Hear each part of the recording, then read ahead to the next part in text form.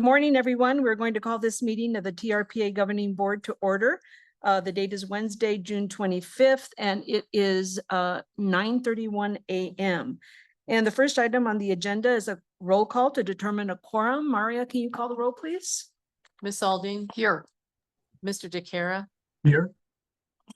Mr. Bass. Miss Conrad Seda. Miss Faustinos. Here. Miss Gustafson. Here. Miss Hayes. Miss Hill. Here. Mr. Henningman. Mr. Keykeeper. Miss Lane. Here. Miss Loomer. Here. Mr. Rice. Mr. Settlemeyer. Here. Miss Williamson. And Mr. Bass. Here. Madam Chair, we have a quorum. Great, thank you. I will now go over the remote and in-person meeting rules for the day. First of all, for members of the public who are joining us remotely, to observe the meeting, go to trpa.gov under the calendar header, click on the Governing Board hybrid meeting for June 25th, 2025. There you will find a link to the public webinar hosted on Zoom. To address board members directly with your comments, please raise your hand in Zoom by clicking the raise hand button at the bottom of your screen at the appropriate agenda item. With your hand raised, you will be unmuted by TRPA staff and have 3 minutes to address the board. If you have used the dial-in numbers to join us by telephone, you can dial *9 to raise your hand and be unmuted. For those board members that are remote, and we have several today, if you wish to speak, please also raise your hand in Zoom. You will find the hand icon at the bottom of your screen. Remote board members may not use the chat box to make any comments or have sidebar conversations. Please, everyone, remember to mute your mic unless speaking to cut down on background noise. Finally, I would like to ask that all remote members turn on their cameras if they are able, and members of the public who have joined us in person, please raise your hand at the appropriate time for public comments and you will be called to the front to speak. For board members who are in person, please raise your hand if you wish to comment and speak clearly into the microphone in front of you. If you are viewing the webinar on a personal computer, please ensure that your microphone and speakers are turned off to prevent audio feedback into the room. And now the next item on the agenda is a Pledge of Allegiance, and maybe we could have Ms. Aldine lead us in the pledge. Pledge allegiance to the flag of the United States of America and to the nation.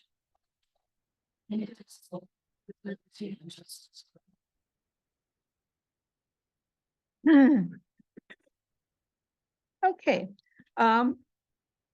We are now on to agenda item number 3, public comment period for items on the agenda. However, before we begin that, I would just like to maybe take a moment to recognize some of the grave tragedies that have impacted us all over the weekend within the Tahoe Basin.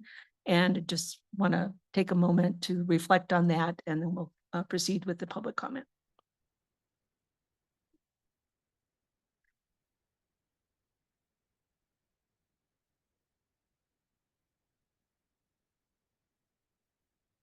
Okay, so moving forward, we're now on agenda item number 3, public comment period for items on the agenda. Any member of the public wishing to address the governing board on an agenda item, including items on the consent calendar, may do so at this time. Comments will be limited to 3 minutes per person. This comment period is reserved for items on the agenda. Comments on other matters may be redirected to the public interest comment period before adjournment of the meeting. And Ms. Reagan, is that going to take place here in the room or at the end of our tour? So it will most likely we'll be able to adjourn the meeting and take comment before we adjourn the meeting here in the office, because we are not going to have, as we understand it, we're not going to have a quorum on the tour. Okay, great. Thank you very much for that clarification. If any members of the public wish to address the committee on any item on the agenda, please raise your hand now, either in person or by clicking the raise hand button at the bottom of your Zoom screen or by dialing *9 on your telephone, and you will be called upon and unmuted by a TRPA staff member. Do we have any members here in the room who wish to make a public comment? Okay, seeing none. Catherine, are you going to be taking the online? Yes, Madam Chair, there's one hand raised, excuse me, online. Alan Miller, please unmute to make your comment. Hello, Alan Miller, professional engineer here to highlight written comments on the Harash rule amendments you've posted online I call the sad truth about TRPA.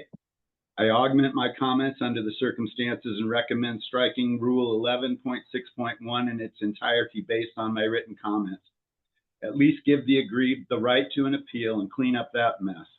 The decision in Harash clearly rebukes TRPA policies and legal theories set against the unambiguous terms of the compact. TRPA is a scofflaw, losing on every important legal point. Taking the narrowest view possible of the outcome, TRPA here demonstrates its collective intent to move past Harash's findings and continue its ongoing violations of the compact.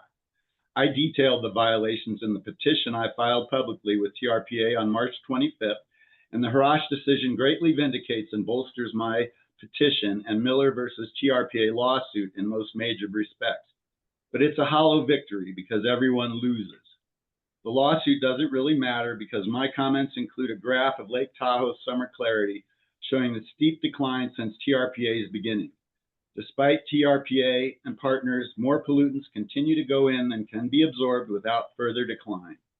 Meeting the Water Board's total maximum daily load regulation has proven insufficient to prevent further degradation, with no response to the TMDL more than a dozen years on in the graph, only steady decline. There will be no restoration of Lake Tahoe clarity in any event. The graph makes that obvious. TRPA has sealed Lake Tahoe's fate because TRPA has never followed the compact. The graph shows the restoration opportunity has been lost by 45 years of TRPA being married to its existing illegal processes. A long love affair with its streamlined staff approvals, failures to study impacts, limits on public participation, bullying and posturing with only a pretense of compliance with the compact and regulations, appeals in its kangaroo court, papering over its failures with local and regional propaganda, and its lame defense of its corrupt practices in court, as here. Also, it would take true leadership from within to change TRPA, leadership that is not in evidence. That is the sad story of TRPA writ large in Harash. It's nothing new, and the public deserves to know how Lake Tahoe is degraded impermissibly despite the compact. TRPA is a sinking ship with 15 pirate captains and no rudder, motor, or sails, with staff busily rearranging the deck chairs as the music plays on. It's nothing new, and the public deserves to know how Tahoe was degraded. My comments, Harash, and the petition tell the story with more details. The people have no real say under TRPA rules. TRPA has failed Lake Tahoe and refuses to change, nor will the legislatures intervene. The future of Lake Tahoe water quality is continued declines. I'd prefer it was otherwise, and that's the sad truth as I see it. Thank you, Mr. Miller. Do we have any further comments?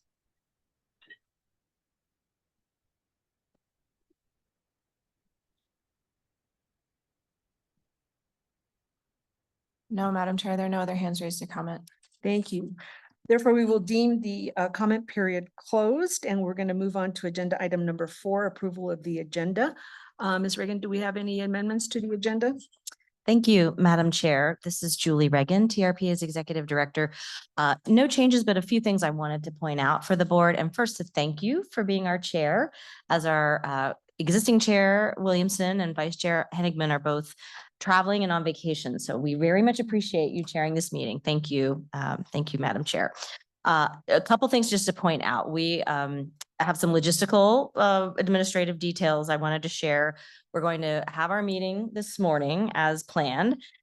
We will then have lunch, and then we will have the field tour. And then I wanted to note for the public, the field tour stops are on the agenda, but we published a refinement of some of those stops just to make sure. We'll be heading after lunch in the bus, and those following along down Highway 50 will stop first at the Sugar Pine Village Affordable Housing Project, which I know all of you will be eager to see. We will then kind of be in the Y area of South Shore. We're going to stop at the city's Greenbelt location, very near the Y, and then we'll finish at the Tahoe Keys Marina. And so the order, I think we just changed. So the finish is at the Tahoe Keys Marina, off to Keys Boulevard, and then back here at TRPA. So wanted to make sure folks knew the stops, and our team has put a lot of work into the tour. So I'm so happy that we're able to do it. Thank you. Great. Thank you very much. So then we will deem the agenda approved as posted for the record. Next item on the agenda is item 5, approval of minutes. And we have a draft set of minutes from the May 28th meeting on page 37 of your packet. Does any member of the board wish to make a change, an amendment to the minutes? Oh, Madam Chair, I know it's amazing. But no, the minutes were perfect. So I move to approve the minutes from the governing board meeting of May 28th, 2025 as posted. I think we have a minor edit from staff that they may want to call out. Madam Chair, and thank you. Please let the record show that we caught something that Ms. Aldine did not catch in the minutes. So this is a historic moment for TRPA. One clarification in the minutes, the item related to emergency evacuation, Dr. McIntyre, Kat McIntyre did an amazing presentation that queued up that discussion. But there was one she misspoke when she said the Angora wildfire was 31,000 acres. It was 3,100 acres. We all know it was 3,100 acres, but it got in the minutes as 31,000. So I wanted to correct that the record should show the Angora wildfire of 2007 was 3,100 acres. Thank you. Thank you. Okay, with that amendment, and we have a motion on the floor, so we can go ahead and take a vote, just a vocal vote. All those in favor? Aye. Any opposed? Any abstentions? Okay, motion passes. Terrific. Thank you very much. All right, now we'll move on to agenda item number 6, the consent calendar. There are 4 items on consent. The first item was reviewed by the Operations and Governance Committee, and items 2 to 4 were reviewed by the Legal Committee. So first off, if we could get Ms. Lane to please give us a report on the Operations and Governance discussion and recommendations. Thank you, Madam Chair. The Operations and Governance reviewed the May financials. We are currently at 71% of budget as far as revenue goes, and we're at about 68% as far as expenses goes. We feel that we're right on track, with the only exception that we're a little bit behind on grant revenue. We're currently at 44%, but we'll be doing a lot of invoicing in June and July to kind of true that up, but otherwise on track, and the committee recommends approval by the board. Great. Okay, so do I have a motion for approval? Or first of all, any questions from members? Yeah. Yeah, okay. All right. There were 2 violations that were reviewed by there were 2 violations reviewed by the legal committee this morning. The first one was unanimously approved as presented by staff. That infraction involved the imposition of a $85,000 penalty to TRPA, which should be a good deterrent to people who should pick up the phone and call TRPA prior to proceeding with their projects. And then the second one, item number 3, was also approved unanimously by the members of the committee participating in the meeting. However, there were corrections. One of the corrections in the settlement agreement, first of all, Steve Sweet, and I didn't catch this. I am really falling down on the job, but there was no reference to the location of the property in question. And that address was added to the final settlement agreement signed by the Mr. Portali. And then what I did catch was the $52,000 penalty, which was supposed to be $32,000 in the event that Mr. Portali fails to comply with all of the actions required in the settlement agreement. What we typically do is we double the fine, and so the doubled fine of $16,000 would be $32,000. And with those corrections, as I mentioned, the committee unanimously approved the resolution. And then item number 4 was an amendment to rules of procedure, which I will defer to our legal counsel to discuss in further detail with the board. Sure, this was just, thank you, Shelley. It was just a proposed change to the rule of procedure 11.6. And this is a change that we discussed last week following the Harash decision. Basically just the Harash decision requires us now to vote when there's an appeal of a staff issued permit, we'll vote to approve the project in the first instance rather than to revoke or modify the permit. So it's a very targeted rule change that, like I said, just warranted and necessitated by the Harash decision. And it's also good timing that we're doing this now because next month we'll be bringing back on a remand. The court remanded the Johannesson Pier permit to the agency, and so we're going to take care of this now, and then it'll be in place when we go and vote on that issue on remand. And I'm happy to answer any questions. Does that conclude the recommendations here on 2 and 4? Any questions on those consent items? Okay, do I have a motion for approval of consent calendar? Right, all those in favor? Now, do we need to take a roll call vote? Yes, please. Ms. Aldine, Yes. Mr. Bass, Yes. Mr. DeCara,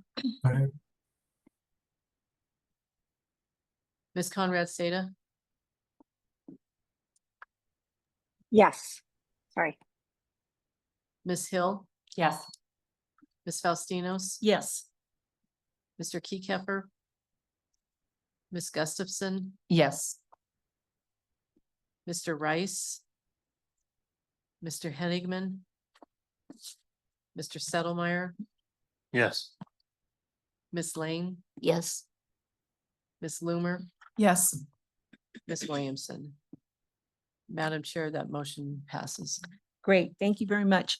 Now moving on to item 7 on our agenda, planning matters. And the first item up is the fiscal year 25-26 annual work plan.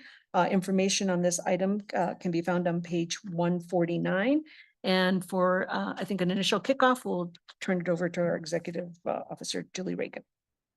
Thank you, Madam Chair. This is Julie Reagan, TRPA's Executive Director. I have some slides to go through to talk about our annual work plan, and I do want to invite Mr. Hester and Ms. Carringer to augment anything I might have missed, as they have been intimately involved in preparing this work plan for your approval and consideration. I want to thank our whole team because we have a structure that is, you know, from the executive director's office and from our general counsel. We have an executive team that then works with our line managers, and we call that the operations working group that then goes into the team. And we build that work plan from the ground up following your direction at the strategic planning session. So I'm going to talk a little bit about the process as we go through this.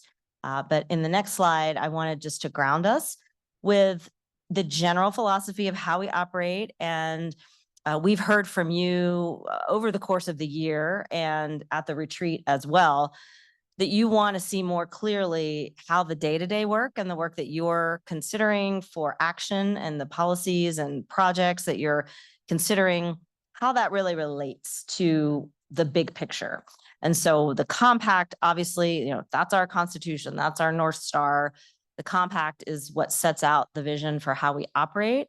And then we have, you know, our overall mission and vision of the agency, you know, to protect this beautiful place for the future, but also to support our communities, because the compact is really clear that, you know, our goal isn't necessarily to be a national park, as some wanted it to be at the turn of the century in the 1900s, but to have this protection and these standards called thresholds, but to do so in a way that also allows for orderly growth and development. And it's that tension of, it's not a building moratorium. We had one of those, and we're still kind of dealing with those implications from the 1980s, but it is this push and pull of protection and allowing orderly growth and development that sustains communities, because we are not a national park.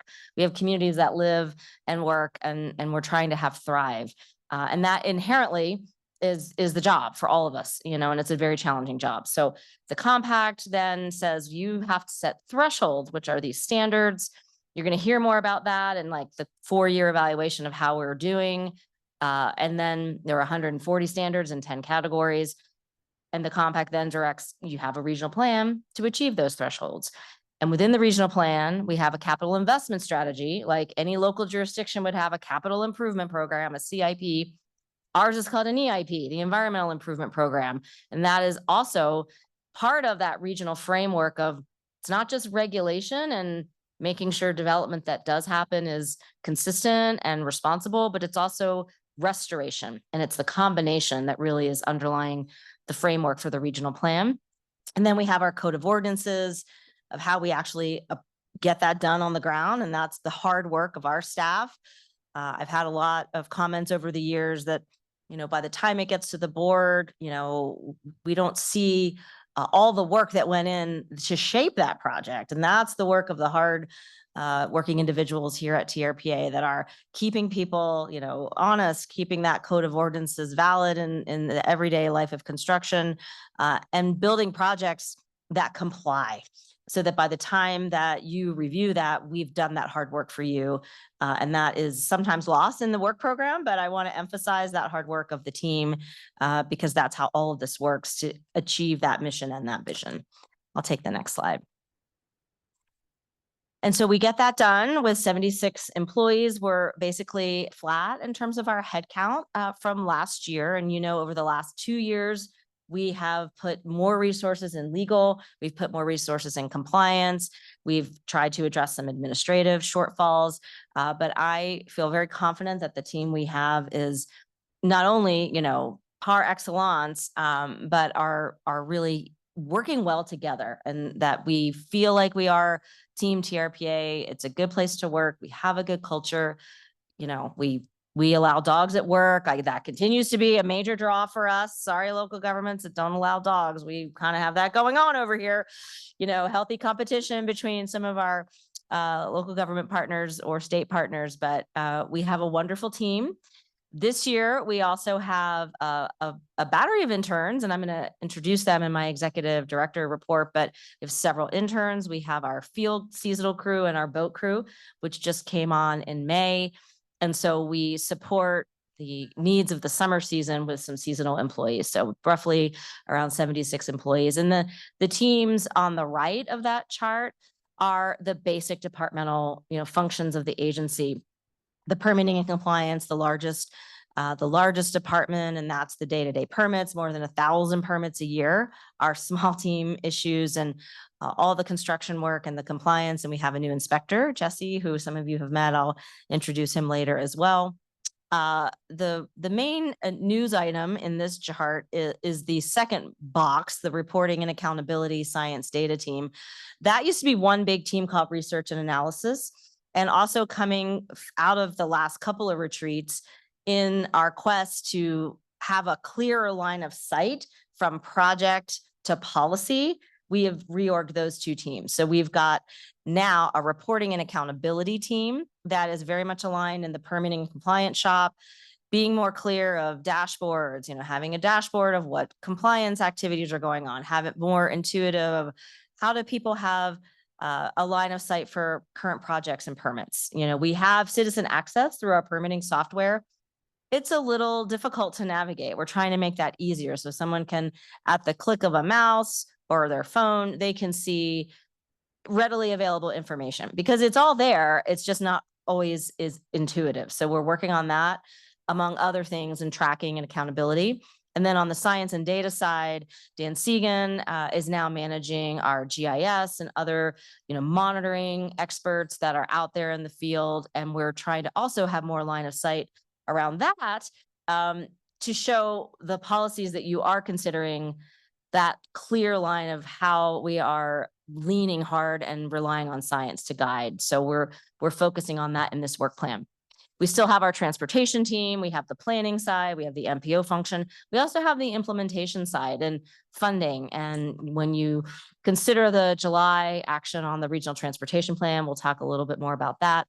Our environmental improvement division, the long range regional planning team that John Hester is mentoring and leading. And then all the support staff is kind of the foundation work, the legal team, our communication staff, finance, HR, building, facilities, and, IT, technology, and it's without those backbone support items and those people working hard, we can't achieve our mission. So that's the basic framework. And that the next slide is really, as I mentioned in the beginning, how we have approached this work plan. We have the benefit this go round of that 4-year report. And we've had a new process and a real tip of the hat to Kim Carringer and Dan Segan, who have looked at the threshold evaluation process differently than we have in the past. And we've gotten the community more involved. We've gotten our partner agencies more involved. So I pulled the thread on the environmental improvement program earlier. You know, we've got that capital investment program. This is one of the biggest years of funding, $250 million. We usually have like maybe 100 million a year going in EIP projects around the basin. And that is significant investment from the public sector as well as private philanthropy dollars as well. And we want to make sure that those projects are getting the biggest bang for the buck and that they are attacking in the priorities that we need. The threshold evaluation is helping us determine that. And so we've very intentionally brought the partnership of 80+ partners from the EIP into this process of the threshold evaluation. We brought you into it in workshops here at TRPA, at the retreat that we had at the Thunderbird. And we're building that into our vision for the work plan, as well as how that relates to budget and staffing. And in the next presentation, Chad Cox is going to walk you through the fiscal realities that we have, because we have the vision to get the work done, but we have to have the resources to do it. And so it all flows together in this concentric circle graphic. But there is a strategy involved with how we've prepared the work plan this year, that making sure that we're lining up. And the priorities that you've set over the last couple of years are consistent in this work plan. What we've done, as Kim laid out for you last month, is split out the classic EIP. We called it restoration and resilience. Now we've called out attention in that first 2 boxes on the right: forest health and wildfire, and lake and watershed restoration. That's essentially that EIP category. But there is such a high interest with just, we were just speaking of the fire in Douglas County. There is no fire season at Tahoe anymore, it is year round, but we're already in a serious situation in terms of conditions on the ground. So we wanted to elevate the work of the partnership and of TRPA in this work plan around being prepared for fire, lake and watershed restoration, so many challenges around invasive species, watershed restoration, clarity, transportation, and housing are also continuing into this work plan. So 3 strategic priorities is now called out as 4, again, all linked to achieving that mission and vision for a lake that is healthy and safe. Safety, I appreciate our chair starting the meeting with a moment of silence. We've had a stark reminder with some tragic accidents around Lake Tahoe, with on the water, on the land. It's bike month. We've had a 13-year-old lose her life in a crosswalk on an e-bike here on the South Shore. You know, it is a stark reminder that we have to look at the human consequence of all the things that you are considering, and the weight is heavy. But rest assured, we are all very aware of that and working together to improve safety. And so the word safe in our vision is intentional, because we've been trying to build infrastructure to make it safer to recreate in Tahoe for decades and decades. And that's hard work, it's expensive, but it's included in this work plan. I'll take the next slide. So just to build on the last month's presentations, which I thought were amazing, with Kat McIntyre and the emergency responders and the sheriff and the Office of Emergency Services representatives that were here. We don't do evacuations. That's not our authority under law, but we support it. And we are trying to get more funding, and we are trying to be that regional convener. We support the Tahoe Fire and Fuels team, the public information, the quest for more coordination around information. I think we had an excellent discussion of lessons learned from Caldor, from going all the way back to 2007 in the Angora fire. You know, we've had 2 major wildfires in this basin that I think have given us the opportunity to learn a great deal, but also to show that we are prepared, much more prepared than a lot of other places in the West and in the country. And we can build on that, to continue to raise the bar. I'll take the next slide. On the lake and watershed restoration, clarity and scientific research. Quick side note, Dr. Charles Goldman gave a lecture last night at the Tahoe Environmental Research Center, the UNR campus, the Tahoe campus in Incline Village. He packed the house and 120 people that came out to see him, standing room only. I can only hope that when I'm over 90 years old, I can give a talk as good as his and very entertaining, very entertaining. But building on, and he's still here. He's still kicking. Building on this legacy of research that Dr. Goldman and others, Davis started, I mean, LeConte was in the 1800s, for goodness sake. Building on this legacy of research, and we still haven't figured it all out yet. I mean, that's the beauty of science. Like, you're never ending, but we have the benefit of some of the greatest scientists in the world that are studying the lake. And so we're really trying to, again, strengthen that relationship with the Science Advisory Council. Dan Segan and the work of his team and many of others are looking to science to help us tackle some of these incredible challenges for Tahoe. The threat of the golden mussels is real. Our teams are working together on that. Our partners at the Resource Conservation District doing the boat inspections, our first line of defense. We're really upping our coordination with the nonprofit community partners like the League to Save Lake Tahoe, the Tahoe Fund, the paddling community, the recreation concessionaires, making sure that people are cleaning their gear. There was a perception perhaps that the golden mussels might come in on a motorboat, when actually the threat from a kayak, a stand-up paddleboard is equally as real and may not be top of mind. And so people need to be reminded to clean their gear. There's more washing stations out in the community. We have rovers that are going around the beaches explaining that you need to clean, even your toys, the floaties, et cetera. So that's a huge chunk of work in addition to fighting current invasive weeds that are here or other invasive species. And we have a huge partnership, about 40 agencies working together on that. And then the keys, of course, we're going to talk a lot about that this afternoon, so I won't dwell on it here, but the keys is ground zero for Eurasian water milfoil. And we have a 3-year control methods test that just wrapped up. You're going to get a briefing on that next month. But it's a huge chunk of work and a huge priority for our congressional and state delegations. Updating our recreation threshold is in the mix. We know from past threshold evaluation reports that we need to update that threshold standard. There's a huge body of work underway with destination stewardship, with other work of our partners, Sustainable Recreation Working Groups, the Outdoor Recreation Office of Nevada, and the California Tourism Agency is very involved in destination stewardship statewide in California now. And we're going to build on that body of work to bring you some considered, for your consideration, some updated standards. And then last but not least on this slide, the Environmental Improvement Program is getting a remake. And we've been working with a consultant and the partnership of the EIP through the Interagency Executive Steering Committee that Kim and Kat McIntyre lead to take that message of the EIP more consumer friendly and to get that out there. And it'll be launched at the summit this year. And we will hopefully, get more interest, support, and awareness around all the work of the partnership of now more than 860 projects have been done in the EIP. So that's a part of this strategic priority as well. Next slide.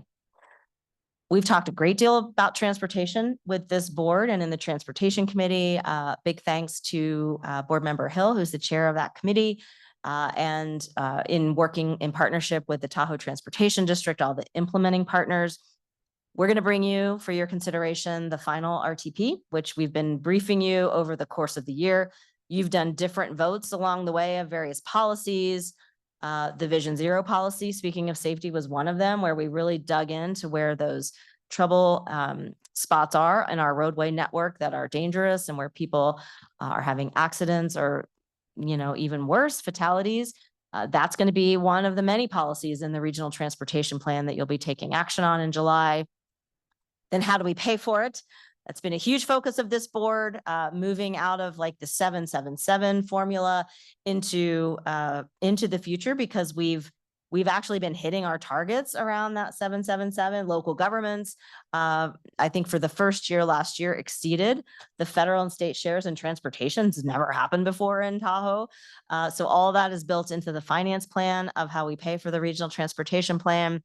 We have performance metrics. We have analysis around transit. We have a technology plan. How can we do better to tell people it's full in this parking lot. Don't even try to go to Emerald Bay. Don't even try to go, around the East Shore. Maybe try these 5 other things that you might want to see. Spooner State Park's a great resource, so we're working on a technology plan that's more real time with our partners. And the TTD has some incredible data along these lines in a SMART grant, which is getting real time information at a much more refined level than we've ever had before. So pretty exciting. And you'll hear more about that next month. Take the next slide. And then housing. Just wanted to point out here, cultivating community, conserving the basin is the better name for what we were calling phase 3. Phase 3, we love our really exciting phase 3 kind of terminology. But cultivating community, conserving the basin is what our group came up with. And that's the living working group that Karen Fink and Alyssa and Jacob are leading here with a whole team at TRPA. We've had a two-day series of meetings here in this room on Monday and Tuesday of this week, diving deep into the policy work that will bring you some proposed policy change, code language. We're doing a full-on environmental impact statement that's looking at cumulative effects and most recent data. All of that work is in tandem with public workshops, public engagement. Not just having workshops where people come to us, but we're actually going to the communities. We are building a table together. We're getting our communities that are Spanish speaking involved, disadvantaged communities. We're working very closely with the Washoe tribe. We've had other workshops about building trust with communities that are typically left out in the conversation around housing. And I think we are advancing in leaps and bounds in this area. And so that is exciting, and that will continue in this work plan. Next slide, just a couple more things. Within those 4 strategic priorities, there's a lot of work covered, but then we have kind of the meat and potatoes, the day-to-day backbone support that this agency is committed to with excellence. And we have a little project down the road called the Barton Proposed Hospital Site. That is underway. There's an environmental impact statement that's in the works. We have several other environmental redevelopment projects all around the basin that are coming through. Area plans that you'll be considering. We're still implementing the permitting process improvements that you approved more than a year ago, and evaluating, how that's going. We're going to touch on that in the budget presentation. We're continuing to push toward more cost recovery. We have VMT and project impact assessment tool work what's underway. What is called, another acronym, the PIA, the Project Impact Assessment Tool. That's essentially how we calculate mitigation fees for projects for VMT. So that's that mobility mitigation fee that this board changed up a few years ago. We are refining that. So that's coming back to you. We've got a new boating app so that when people are on their phones, on their boats, and we have the no wake zone, the 600-foot no wake zone, which is very hard to navigate. You can go on this boating app and you can see where you are in that. And we have some refinements that we're making. And the thing to call out in this slide is the Protect grant. We still have not received those funds that were promised at last year's summit when we had Secretary Pete Buttigieg here. We've been awarded the grant, but the money hasn't come online. And that is something we're working on to secure so that we can foster more coordination around emergency response and resilience. And so we're still fighting for those dollars. Next slide. And that will be the end of my conclusion, the end of my remarks in conclusion, and happy to take your questions. And as I said earlier, a big thanks to John Hester, Kim Carringer, our exec team, and all the staff that worked to pull this together. The details are in your packet in terms of departments and deliverables and metrics, but rest assured a lot has gone into this. And I just appreciate the time to walk you through, because what may seem like a basic administrative vote, there's a lot that's been going on for months and months and months. And I just want to give you a little flavor of that. So I appreciate the time. Thank you. Thank you, Julie. That was a terrific presentation. And now I'd like to go to board member comments. On this side. Yes, Sabine. Well, thank you for the summary. I mean, for people who have a tendency to criticize the agency and insist that we do nothing, I mean, that is a full-throated defense of everything we do, even things that are not strictly mandated by the compact. So I appreciate that very much. In light of what happened this weekend as a result of the squall, I'm wondering, the new boating app, could it include a hazardous weather alert of some sort? Thank you. That's a great suggestion. I'm not sure today what we have along those lines, but I can get back to you on that. I would think that we would probably have some kind of tie-in already, but we'll put that in the Okay. hopper. Thank you. Good suggestion. Add to that, just John Hester, we're upgrading the app right now. Mhm. So it was due out July 1st, but at least we could put a link to something else that does. Yeah, that would be great. I mean, Tahoe, I voted on Tahoe for a long time and it is hazardous and most people look at days like today when the water is placid, it's very tempting, but and I know some of these weather systems can move in very quickly. I happened to be up at Tahoe on Saturday for a family reunion and we crowded 42 people into one little small space to avoid the bad weather. And it happened almost instantaneously, but I suspect it was forecasted. I mean, our forecasting systems are pretty darn accurate these days. So anyway, just a suggestion. Thank you. I think it's a great suggestion, if I may. And I had the opportunity on Monday evening to spend some time with Amy Oran, who is the president and CEO of Palisades. And we were talking about the freak events because they had a running event that was up at the top of KT and they had to Broken Arrow and they had to get everybody off the mountain, shelter in place, and then start up a chairlift to get them down the mountain because they were runners. And, it was not expected. They had been monitoring the weather closely for that race and those activities. And she shared with me, they had more wind holds in the last couple of years than they've ever seen before. And so whatever is changing in our climate or conditions, it may be more frequent.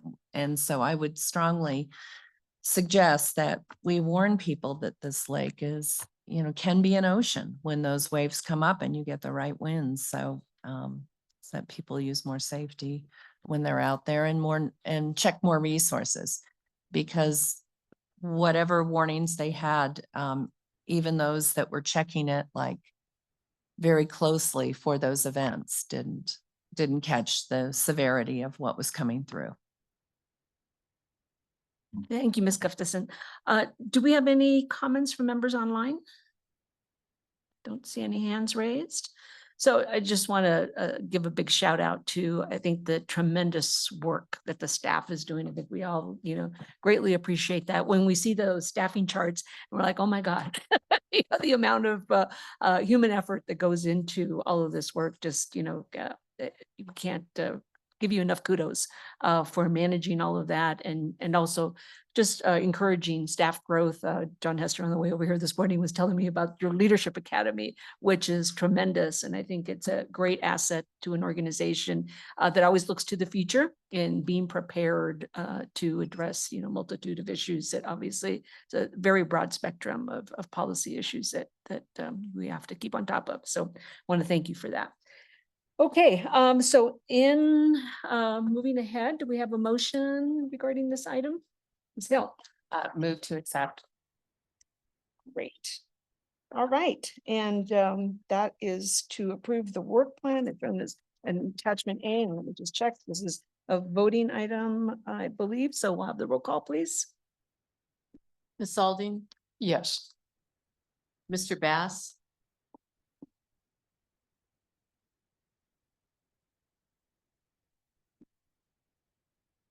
Mr. Bass, if you can hear us, we'll circle back.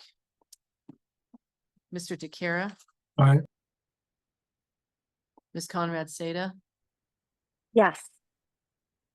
Ms. Hill, Yes. Ms. Faustinos, Yes. Mr. Keycapper, Ms. Gustafson, Yes. Mr. Rice, Mr. Henigman, Mr. Settlemeyer, Yes. Ms. Lane, Yes. Ms. Loomer, Yes. Ms. Williamson, and Mr. Bass.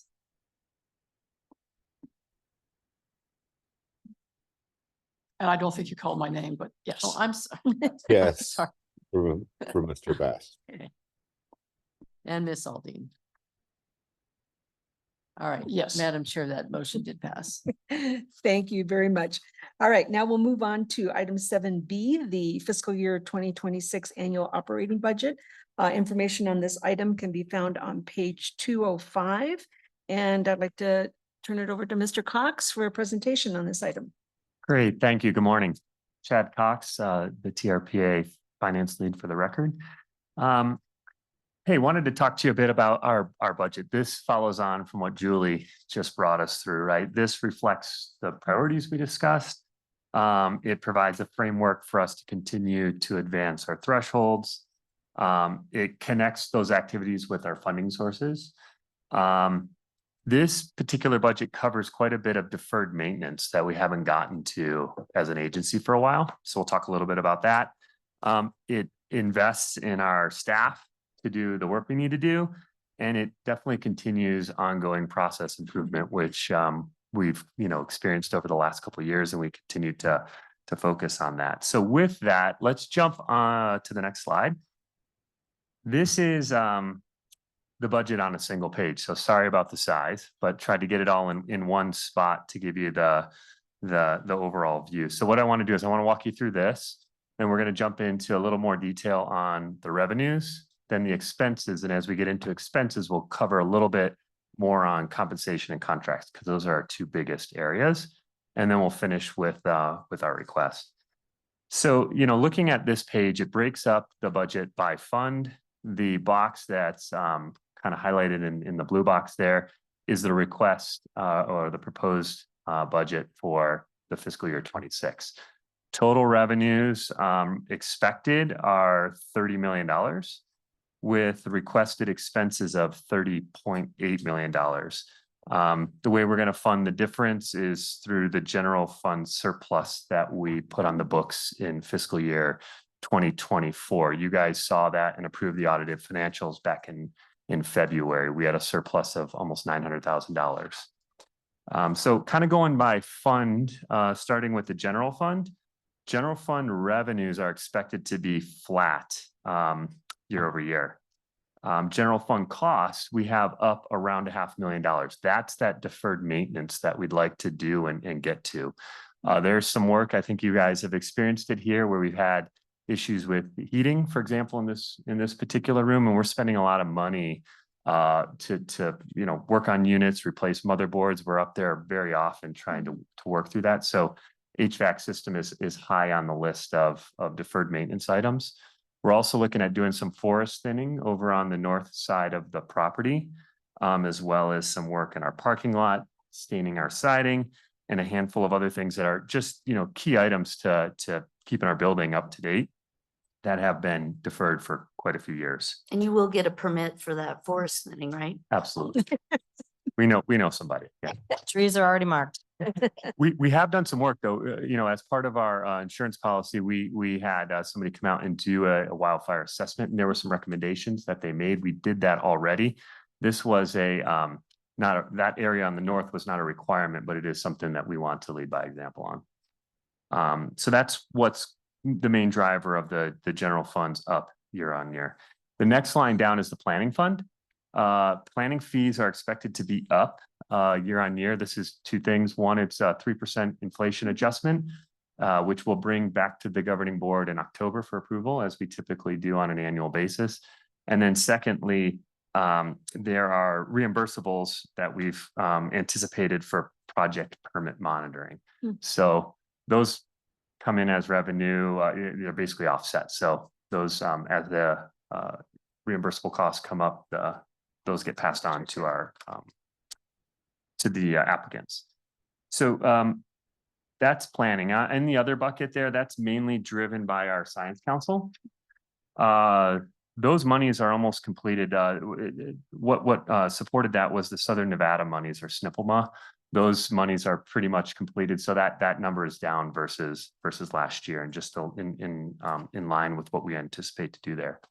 And then finally, our special funds, aquatic invasive species, environmental improvement, our long range program, all those are based on the work plan that we laid out here. It is up a bit versus last year, and that's mainly driven by the long range. We've got a couple of large grants with, let's see here, Regional Early Action Planning, or REAP program. That continues to be an area we're working on. And then the California State Transportation Agency, or CalSTA, those grants are ramping up. So that's what's driving up our grant line there. So with that, that's the, I guess, the proposal in summary. And like I said, bottom line, the budget's balanced using 800,000, or it's actually 743,000 of general fund surplus from fiscal year 2024. Are there any questions on this before I jump over to revenue in detail? Okay. None online. Great. Next slide. So we do have, as an agency, a very diverse set of income streams. You know, everything from state appropriations, local appropriations. We've also got the fees for service, as well as we do have a bit of other income from investments that we have with both states as well as with the principal group, where those guys came and talked to you last month. This kind of lays out how those incomes are coming in and what percentage they are of the budget. No material change versus history here.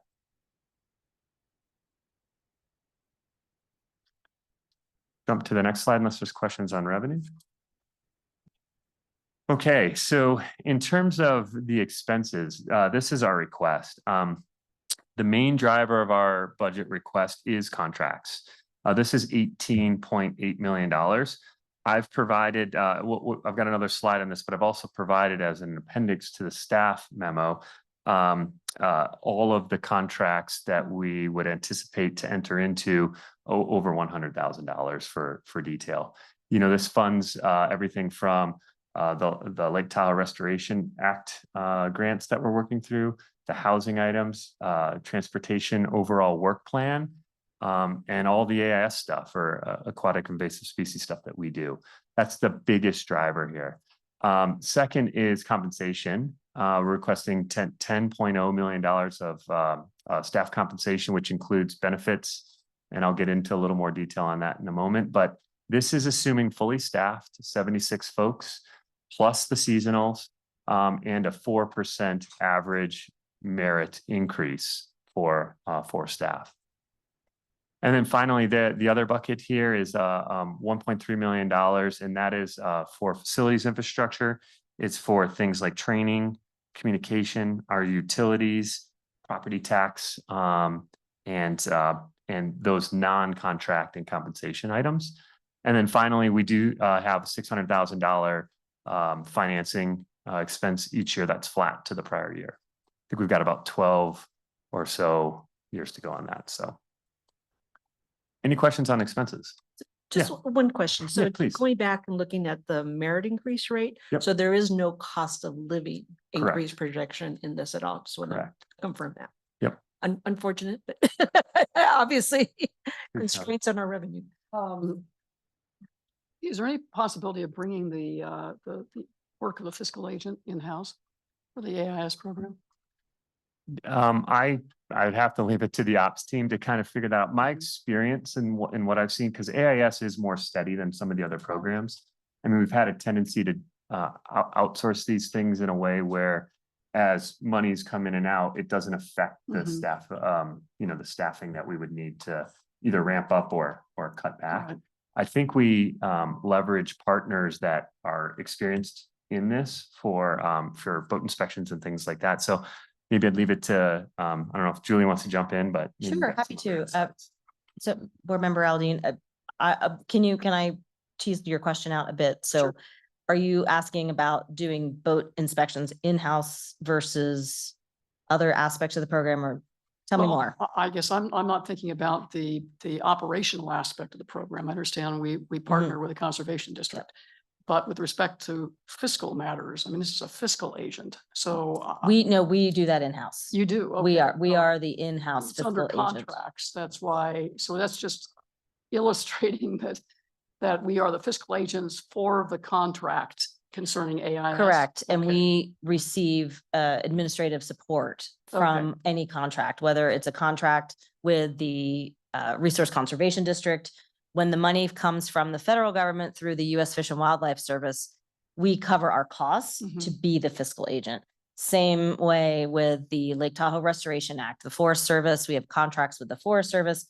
We recover our costs to process the various contracts for implementation with those dollars. So when we use the term fiscal agent, just like we are for the Science Council, we're actually the fiscal agent, our TRPA finance team for these programs. And so we're covering our costs on the admin side. But Chad can certainly jump in if I miss No, anything. no, that's fine. The only other question I had is, I mean, we are a government agency. I know that, for example, I mean, it's a cause for some consternation with local governments, that the state, for example, doesn't pay property tax. Yeah, on the property tax, I think I did some research into this. We only pay property tax for the portion that we don't use as the agency, because we Okay. rent out a good portion. There's the 5 tenants. So for where it is, where we're the landlord, Mhm. that's the portion of the tax. that we Okay, because pay. it's generating revenue that can offset. Correct. That's Okay, correct. right. Yep. Thank you. You're welcome. Go back real quickly to the salary issue. So what percentage of employees in the agency are maxed out and wouldn't get a merit increase? Or do you just automatically give merits? I see that as, problematic for retention. Thank you, Madam Chair, for the question. I'd love to explain this a bit more. Julie Reagan, TRPA Executive Director. A number of years ago, we're talking probably more than 10, 15 years ago, we abandoned the typical public sector step longevity program. And we went into more of a performance-based compensation program. And we had an incentive pay program for many years. We had no cost of living adjustments and we had no merit money for salaries. And we got very behind in our compensation. And so the operations committee, some of you who may have served on that, I'm sure Shelley remembers, we had to do a big compensation study because that only giving one-time incentive bonuses of a few $1,000s put us way behind. So we attacked that. We went to market and we did comparisons with California state government, Nevada state government, local governments, similar MPOs and councils of governments around the West. We redid our job families and we were way behind. So we took multiple years to get back on par. We're still on the short end of the salary side, but we are much more competitive than we were about a decade ago. And so we still don't have built-in cost of living adjustments because of the interesting formulaic process in our budgets. So for example, this year, Nevada, many of you participated in the session. It was a very difficult budget scenario in Nevada. There were no cost of living adjustments in the executive branch. So we don't have any new money from Nevada to support cost of living adjustments in our agency. In California, we were successful because we've been working on that for about 3 or 4 years. We get lost in the shuffle. So it's automatic for, California Natural Resources agencies to get certain cost of living adjustments. We actually have to ask as a budget change proposal in the mechanism of the and that took us many, many years to get that going. So we were able to get that this year, even though, but last session in Nevada, we got a major boost in terms of the availability for salaries. So that 1/3, 2/3 gets a little bit complicated, but essentially we're still trying to keep that 1/3, 2/3 with Nevada, California. This year, we were able to get more structural consistency year over year in California, so that if the resources agency, comparable staff get a cost of living, it will automatically be in our appropriation.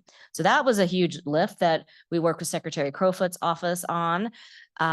But we don't have a separate cost of living adjustment. And believe me, our team is very well aware of it. So everyone will be up for a merit average of 4%. And as some, performance will drive if it's higher or lower, but there's nobody who's so-called maxed out. Can I add to that? We do have salary bands in I think it was the 27 board retreat. Some of you may remember that. We brought our salary survey to you and showed you where the salary bands based on all the comparables that Julie talked about. And the board said, as a policy, we'd like on average for you to be at least in the middle of those salary bands. So we update the salary bands, which is, it doesn't automatically give people a raise, but it does the same thing as a inflation adjustment.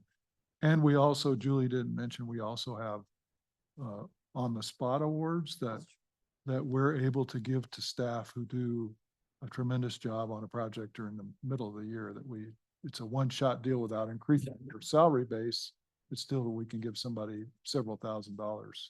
So we try to use other tools to do the same things. Thank you. Thank you for that. No, it's a good segue to the next slide, and I think we covered most of it. But on this staff compensation, this gives you some breakdowns of how that $10 million is split between applied time, paid time off, medical benefits, and retirement. You know, I'd say outside when we're recruiting and we're going after folks, we do have competitive PTO, we have competitive medical and other benefits. Is a great spot to work, great culture. But as Julie mentioned, from a like the actual salary comp, that's the piece that we're working to bring up. And it's dog friendly. And it's dog friendly. You know, this also breaks down the head count or folks by department. So this lines up with what Julie was showing as to the areas that we're focused, and those are the staff dedicated to those areas. And then also just laid out how that $10 million is funded. You know, 61% is general fund, 23% is our permitting and compliance, and then the rest is split by our environmental and long range plan. So that you can kind of see how that 10's funded. And then the last slide here, well, last slide with expense detail is just around our contract spend. Basically, this kind of shows in general kind of how we're spending by program, as well as how it's funded. Back to splits between general fund grants and fees, and what some of the large primary contracts are. You can read the slide, but what I would like to say is what we put in the appendix, that items over $100,000 represents $15.4 million of the 18.8 requests, which is around 80%. So 80% of our contracts are over that $100,000 mark. And you know, just trying to provide detail as to how this works. One final thing to mention in terms of the grants, as we're going through and ultimately asking for approval here, the grant income and the contracts kind of go in steps. So you know, there's a chance you wouldn't spend this if the grant implementation is slow, which is what we're kind of experiencing this year. So yeah, that's our contracting bucket. And so our request for you today, right, is, you know, approval of these expenditures, approval for getting into and continuing with the grant agreements incorporated in the budget. It's approval to go forth with these contract expenditures, staffing levels, the 4% average merit salary increase. The inflation increase we'll bring back to you as a board in October. And then basically we may have some small technical tweaks, but hopefully not. I think I feel more confident in my ability to understand the budget this year than last. So I think hopefully there's minimal technical corrections, but just that's what we're requesting from you all today. So with that concludes my presentation, unless there's other questions. Yes, Thanks. Ms. Reagan. Thank you, Madam Chair. Julie Reagan, TRPA's Executive Director. I just wanted to say what a wonderful job Chad and the whole finance team has done working on this budget. You know, one of my big priorities in the last couple of years has been onboarding some key positions in the agency. Chad's position was one of them, to have a chief financial officer come in to a budget that is very unusual. We are not like a typical public entity budget. It's very different, being an interstate compact agency, and Chad has done an amazing job, and we're learning as we go, and we appreciate your support and your involvement and the questions and the vetting through the operations and governance committee. Board member Lane has been very involved in helping us answer questions, work things out more transparently. We've heard comments from the public around our budget. So wanted to make sure, as Chad mentioned, that you heard, you know, 80% of the contracts line item are in the attachment. So we've put that transparently in the board packet as an addendum, and those contracts are getting environmental improvements on the ground. Those are not contracts that we're, you know, doing pie in the sky work. A lot of that is implementation money that we help facilitate to win that money, whether it's at the state level or the federal or the state or federal levels. And we get that passed to partners on the ground. And that's a big value add of our role as an interstate compact, that we can deploy funds much more nimbly than a lot of other partner agencies. So that's a testament to Chad and Kathy and the finance team. And so I just wanted to make sure that was apparent, and that, other questions around, mitigation funds, when the operations committee recommends approval and distribution of those funds, those are held in trust and those go back to local jurisdictions, and that's not a part of our annual operating funds. Sometimes we get, confusion out there of like, oh, we just gave $3 million for street sweepers to local governments. Well, those were monies that came from projects that we facilitate and move out into the partner space. So just wanted to make sure those were clear as we kind of come out of the weeds into the big picture. Thank you.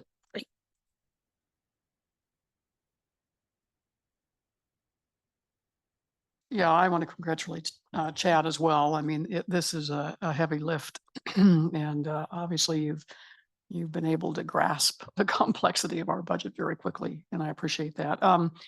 So my assumption is that there's no further bandwidth. I mean, based on the number of hours our staff members are working, based on the number of grants that are being processed, based on the number of, partnership meetings. I mean, the whole complex arrangement, of staff assignments, because I mean, there is a tendency for people to, look to TRPA, as we well know, to add to its workload. And I think to the extent we can quantify that, I think it'll be easier for people to grasp the magnitude of the job that TRPA staff has in just keeping up with our well-established priorities and compact mandates, and that we don't have a lot of additional bandwidth to, address other projects or, other concerns that they might have. So to the extent that we can make that public, I think it would be beneficial.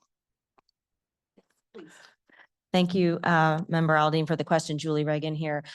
Yes, thank you for pointing that out on the record. My team is suffering burnout. And, we're part of the Leadership Academy that Chair Fastinos mentioned, is designed to help us better manage that demand and do it in a way that is team oriented, that we're building the culture, we're prioritizing and allowing people to have growth potential. Because the thing that we find at TRPA, and this, in my couple decades at this agency, we say yes, like we take things on, we want to get things done. And, but if everything's important, nothing's important. So we have to prioritize and we have to be smart. And at the end of the day, we want people to grow here and not get burned out.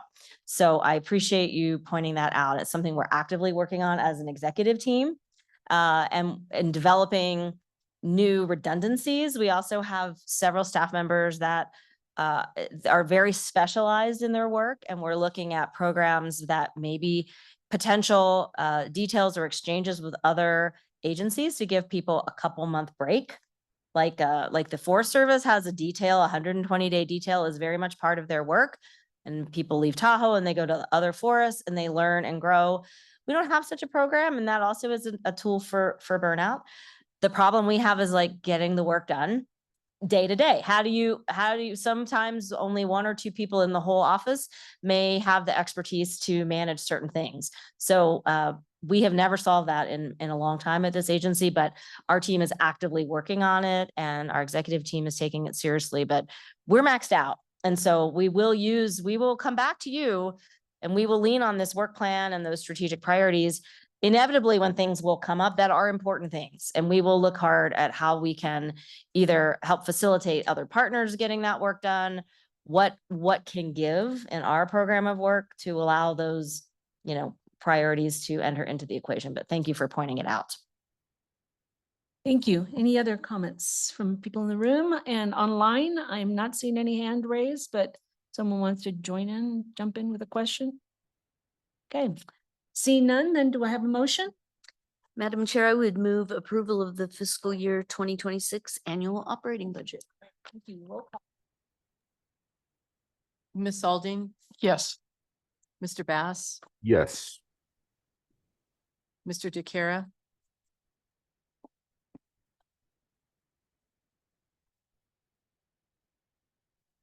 Mr. DeCara, can you hear us? Circle back. Ms. Conrad Seda, Yes. Ms. Hill, Yes. Ms. Faustinos, Yes. Mr. Keycapper, Ms. Gustafson, Yes.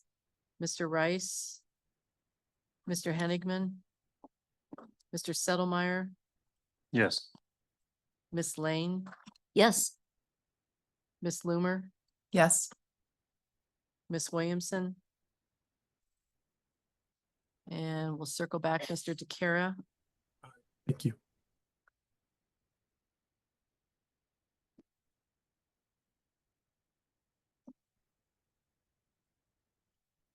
Mr. DeCara, can you hear us? Oh, yep. Aye, thank you. Thank you. Madam Chair, the motion passes. Thank you very much. Now we'll move on to item number 7C on the agenda, which is the issuance of the 2023 threshold evaluation. Information on this item can be found on page 215 of your packet. And I don't see Dan in the room. Am I turning that over to you, Julie, first? Thank you, Madam Chair. Yes, you may. This is Julie Reagan. I just wanted to thank Dan Segan, who is online and on his vacation, visiting family in the Midwest. And he has graciously agreed to do this remotely because he has done so much work on this, along with Kim Carringer and many other of our staffers. And just a quick plug for sort of the backbone work that we talked about in the last presentation. You know, there's a lot of monitoring, there's a lot of data collection, there's a lot of analysis that goes into this work. And so just really appreciate the hard work of the TRPA staff on it. But I do believe Dan is online and is ready to go. Good morning, Madam Chairwoman, members of the board. Can you all hear me? Yes. Excellent. And I appreciate you letting me doing this remotely. And before any rumors get started, as Julie said, I am on family vacation, even though my wife said it looks like I'm talking to you from a jail cell. I assure you, I'm just in a hotel room in Southern Indiana. So it's my pleasure to speak to you today on the 2023 threshold evaluation.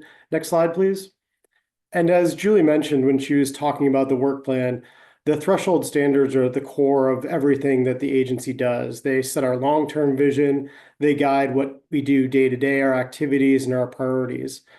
And when I say our vision, I mean not just the agency, but all of the agencies of the EIP and the partners that implement projects and those that care about Tahoe. And the threshold standards themselves, those are our big goals, the things that we set for ourselves knowing that they'd take decades to accomplish. They're things like restoring the clarity of the lake, restoring the health of our forest, reducing the amount that all of us drive. And we know none of these things are going to happen overnight. Each of them takes time, effort, coordination, and dedication with other partners in the region. And so every 4 years, we take a step back from what we're doing day to day, and we assess how we're doing overall. Not how we did last month or even the last year, but really how we're doing overall, and are we seeing progress towards the things that we really care about? Is anything that we're doing helping? And this is the 8th time in the agency's history that we've taken that step back and produced one of these threshold evaluation reports. Next slide, please. And this process, the taking a step back and checking how we're doing, is really core to the agency's adaptive management process. So we spend a lot of time talking about our plans, then we execute those plans, and now we take a step back to check how we're doing. And Julie already talked about how we are going to adjust in response to this report, how we've integrated new priorities into our work plan and new focus areas in what we do. That's the adjustment. But now we're in the final step of this check process. Next slide, please. And that's a process that we began a little more than 18 months ago, when we started reaching out to partners within the region and identifying and pulling together the information we needed to prepare this report. It took us about 10 months to prepare the report itself. We then sent it out to the Tahoe Science Advisory Council that organized an independent peer review of that report. In response to those peer review comments, we adjusted the report, we corrected the things we got wrong, and then we sent the report out for a draft release or a public review period. That was open for a little more than 3 months, and you probably remember me presenting to you in detail the findings of the report at the February board meeting. And now we're at the moment where we're closing that review period, and we're asking you to formally issue the report itself. Next slide, please. So before we ask you to do that, I'll give you a quick reminder of what was in the report. So this report, like almost all of the 7 that preceded it, showed slow, steady progress. But it also highlighted the suite of challenges that we are still dealing with and still working with partners to resolve. Next slide, please. The overall trend here that you see, this is attainment through time over the last 15 or so years. We're seeing a positive trend here. So we have just under 80% of our standards, about 4 and 5 of our standards are in attainment, and the remaining are out of attainment, but we are seeing progress as we work towards those. Next slide, please. One of the questions that we received, and I wanted to just take a moment to clarify, because we received it from numerous partners during this review period, related to our management standards. So as many of you know, we have a bit of a unique threshold standard system. Many of our standards date back to before when the regional plan was adopted. And some of those, at the time the standards were adopted, they couldn't identify a numeric target for that standard, but they still expressed a value that was really important to them. And one of the questions we had was, how do you go about evaluating those standards? And should those really count as threshold standards when you do the overall tally of the number of standards that are in attainment? And so I wanted to just highlight 2 examples, because we take management standards just as serious as any other standard within our system. And so the 2 standards that I've highlighted on the screen for you today are our in-stream flow standards, which lives in our fishery section, and a standard for the vegetation preservation, or preserving our overall forest structure. So the in-stream flow standard was a standard we adopted to protect fisheries within our region, and it was to prevent additional diversions from our streams. So as many of you know, prior to the agency and the regional plan, people would extract water from our streams for development within the region. And one of the things that the regional plan stopped was any further extraction or diversion of water from our streams. And we've got a threshold standard that specifies that no additional diversions will be taken from those streams. So every 4 years, we review all of our permitting records to ensure that we haven't allowed any additional diversions from our streams.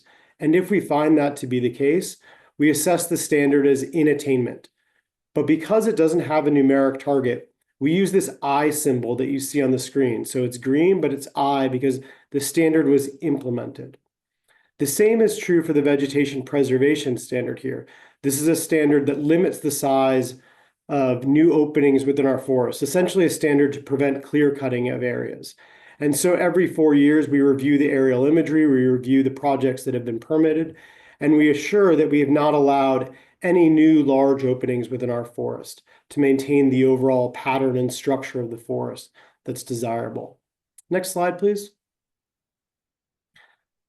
So I want to walk you through, there's 5 changes that we've made to the evaluation since its draft release in February. I'm going to walk through all 5 of those individually.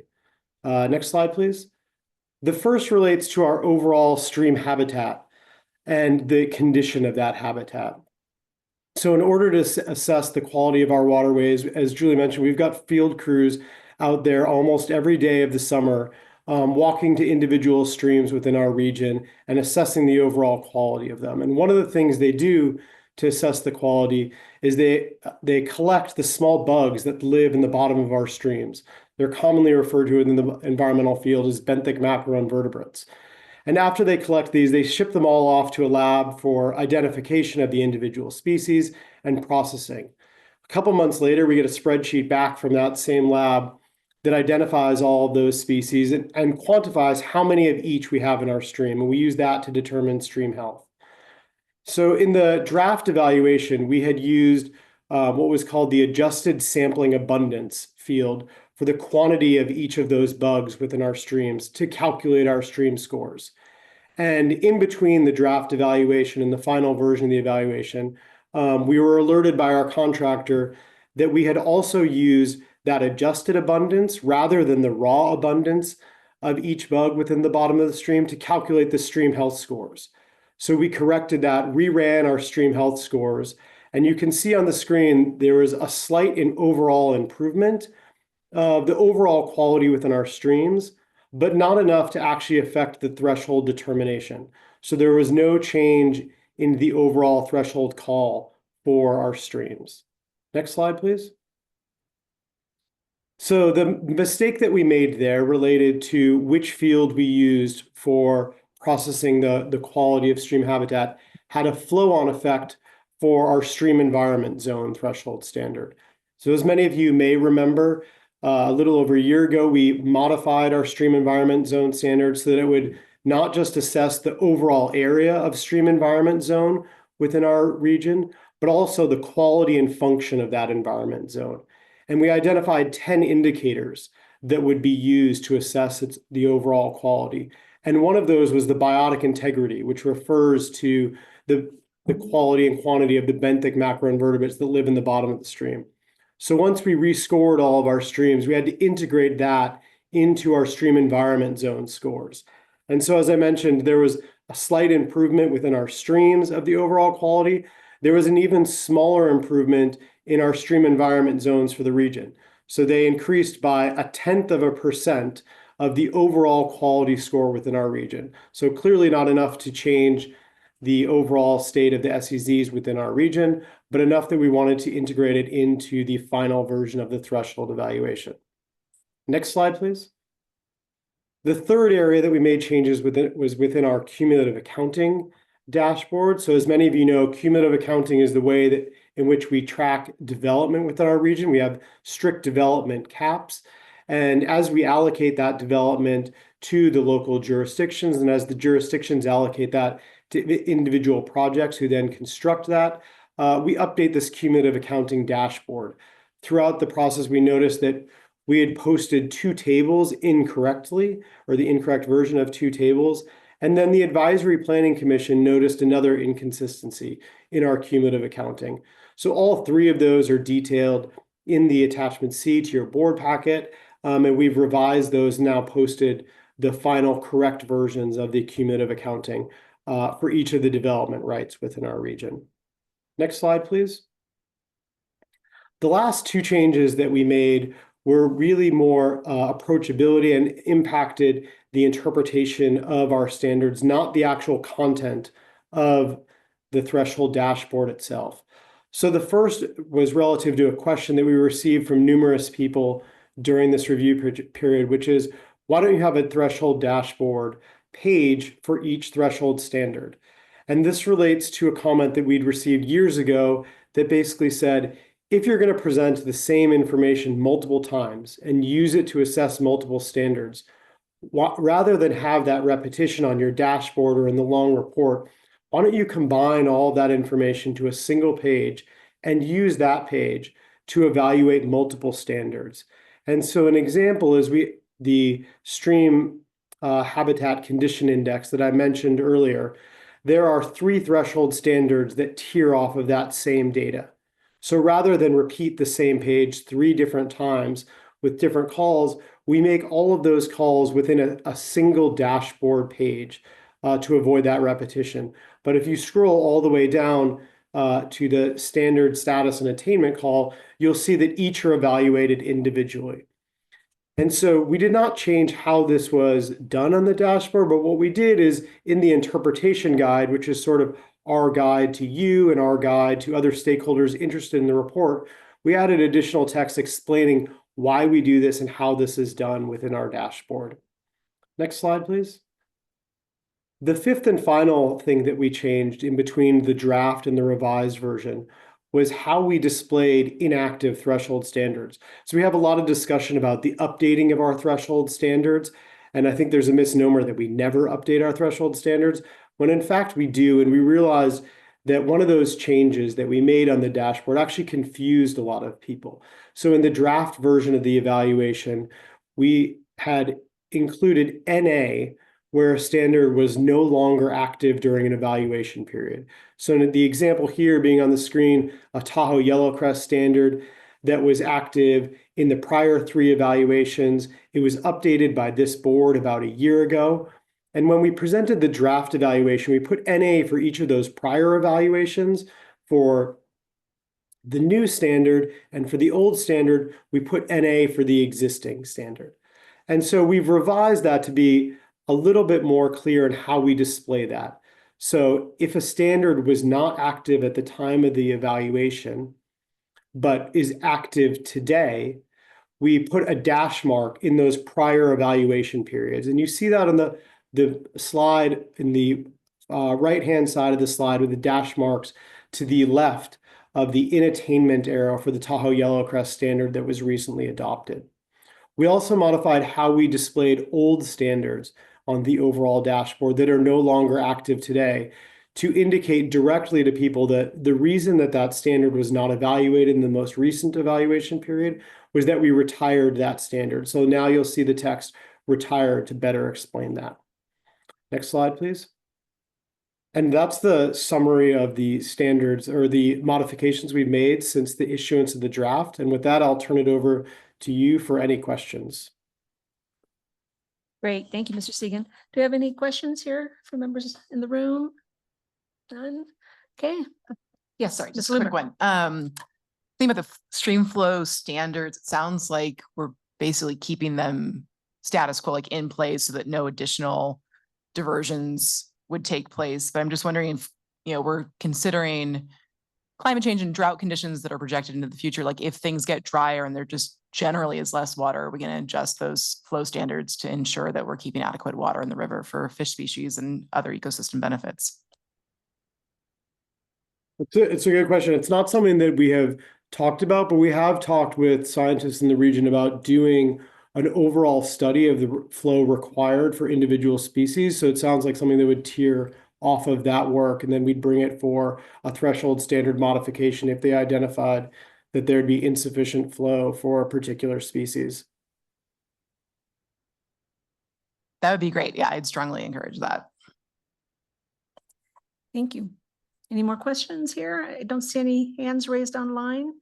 Yeah, Chair, Cody? I just would like to make a comment. I just want to say to Mr. Segan, thank you so much. It's really cool to see this work. I think the public doesn't see enough of the true science that's happening and how important environmental science is to our region, and to really always be looking into what it is that we're going to continue to improve the lake. And my hat's off to you for all the work that you do and your team. And yeah, it's really cool to see true environmental science taking hold. So thank you. Appreciate it. Add a little bit in terms of really appreciating the fact that such an extensive outreach process was part of this, that I think was the first time actually that was undertaken. And I think it really, serves our benefit in terms of making sure that the public is fully engaged in this and has a way to participate, and that, then actions were taken, based on the feedback, and clearly the report was updated to reflect that. So I just want to thank staff for that. And it's really great to see. So do we have a motion? First of all, I just wanted to suggest we modify the budget to include bail for Dan. Doesn't have to be a line item, just under miscellaneous expenses. Thank you, Dan. We appreciate all the work you do. And with that, I will move to adopt resolution 2025- issuing the final 2023 threshold evaluation report. You could have the roll call, please. Ms. Alding, Yes. Mr. Bass, Yes. Mr. Jakara, Aye. Ms. Conrad Seda, Yes. Yes. Ms. Hill, Yes. Ms. Faustinos. Yes. Mr. Keycapper, Ms. Gustafson, Yes. Mr. Rice, Mr. Henigman, Mr. Settlemeyer, Yes. Ms. Lane, Yes. Ms. Loomer, Yes. Ms. Williamson. Madam Chair, the motion passes. Great, thank you very much. Now moving on to item 8 on the agenda, reports, and I will pass this over to Ms. Reagan for a report. Thank you. Thank you, Madam Chair. Julie Reagan, TRPA's Executive Director. I just have a few items because we have just learned that lunch is arriving. So you get to have an early lunch because you are being very efficient with your time today. So you get gold star, Madam Chair. This is good news. So thank you. I wanted to alert you to some new staff that we discussed in the budget and the work plan conversation around seasonal and permanent workforce. Now we are fully staffed. I'm looking at Chad right now with Jesse coming on board. Well, I take that back. Ryan Murray, who many of you saw in our active transportation plan, yeah, Cindy's hiding, right? Okay. Even with the dog friendly, we still lose staff. Ryan went to Placer County, so he stayed in Team Tahoe. Good news. Ryan left our transportation team a couple months ago, and we are so happy that he has found a new position with Placer County. So no offense, Cindy, all in the family. It's okay. It's all right. But Ryan was a huge talent, and we're very happy that he's chosen to go a little different direction in his career after working for a couple decades on more than a decade on active transportation. But he was instrumental in some of the policies that you'll be evaluating in July. So we wish Ryan well.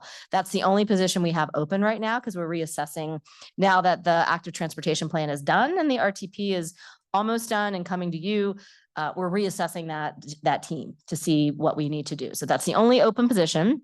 But Jesse Kellogg, who I believe some of you got to meet, Jesse observed the legal committee, has just joined us, and he's our associate environmental specialist in code compliance. Is Jesse in the room, or maybe he's out in the field? I think he went out in the field. Jesse comes from the Forest Service. Just a quick word to say how impressed I was with Jesse in his interview. He was on his honeymoon in Europe and took the time to do an interview for this position from Switzerland, and the Zoom worked, and he was very impressive and got the job. And so he's coming to us with great experience, really good perspective. And I want to dwell, because we got a minute before lunch, in something he said, which, you know, we ask every candidate why they're interested to work at TRPA. That's a big standard question. And we get great answers, but his was unusual. And he said, coming from the Forest Service, he was coming from managing public lands where you manage until there's a change in condition that you have to address, like you're kind of impact management based. And what he loved about TRPA was that we have goals. We have environmental thresholds. You just heard the whole presentation about the report on. We actually have goals that we're achieving, that we're pushing forward, that we have vision. It might take us, a year. It might take us 50 years for some of these goals. And that drew him to the agency. So I thought that was super interesting. Wanted to share. We're delighted to have him on board. He has a lot to learn. Steve Sweet's going to be shadowing Jesse in the field on compliance inspections for quite a long time. So there is a lot of extra work on the compliance team just to onboard, but Jesse is a quick study and is already doing great. We have two other seasonal hires that I wanted to mention. Evelyn and Claire are seasonal monitoring technicians. So that screenshot that Dan Segan shared in the previous presentation about the water quality, these are individuals that are actually out there under supervision of Beth Vollmer that are taking samples. They're out in the streams. And I just want to give a quick mention. Claire yesterday and Evelyn, they're a week in on the job. Claire moved here from the East Coast. She has no family here. She got bit by a wasp and is in the hospital in Barton. She's doing better today, but she had to spend the night last night. And so we were super worried. The two of them were out in the stream, and there was an episode. Evelyn called 911, got her to the hospital. Beth Vollmer's at the hospital, the supervisor, who is a full-time staffer here at TRPA. But Claire's doing better today. So, again, like, things happen in the field, but these individuals are making a difference and supporting the environmental science work. Appreciate Member Bass's statement around that, but there are real people doing real work that informs your policy decisions. And so here's a picture of some of those individuals. And I will take the next slide. And we also have our boat crew back on the lake. Corey is a returning member of our watercraft team. We have new member Devin Kornack, new member Eric Pitch, and we have Chris Moorhead, who we call Hawk, who is a former captain of our boat, and happy to have this team back on the water. So we've had some new members to onboard, but they were actually on the water last Saturday during that horrible weather episode. And they did get back to shore before the worst of it because they were monitoring the situation as well. They are, they have trained emergency responders in that team, and they're always there to assist, but we were happy that they were safe in that situation. And I do want to mention, Member Aldine, you had a question about our boating app. It is already wired for emergency weather advisories to alert boaters. So back to the education and outreach, we are going bullish on getting the word out about that app, because even though we have great participation, you know, there are thousands of boats on the lake, and we want to make sure that everybody has that app downloaded. And so we're redoubling our efforts around education and outreach there, but really happy to have the watercraft crew back.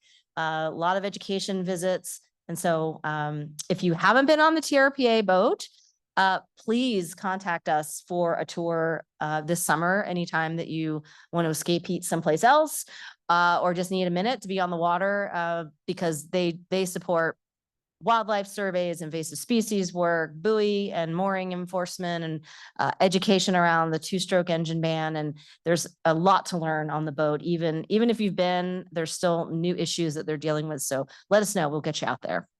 Okay, now I'll take the next slide. And our interns, we have a huge amount of work that's happening.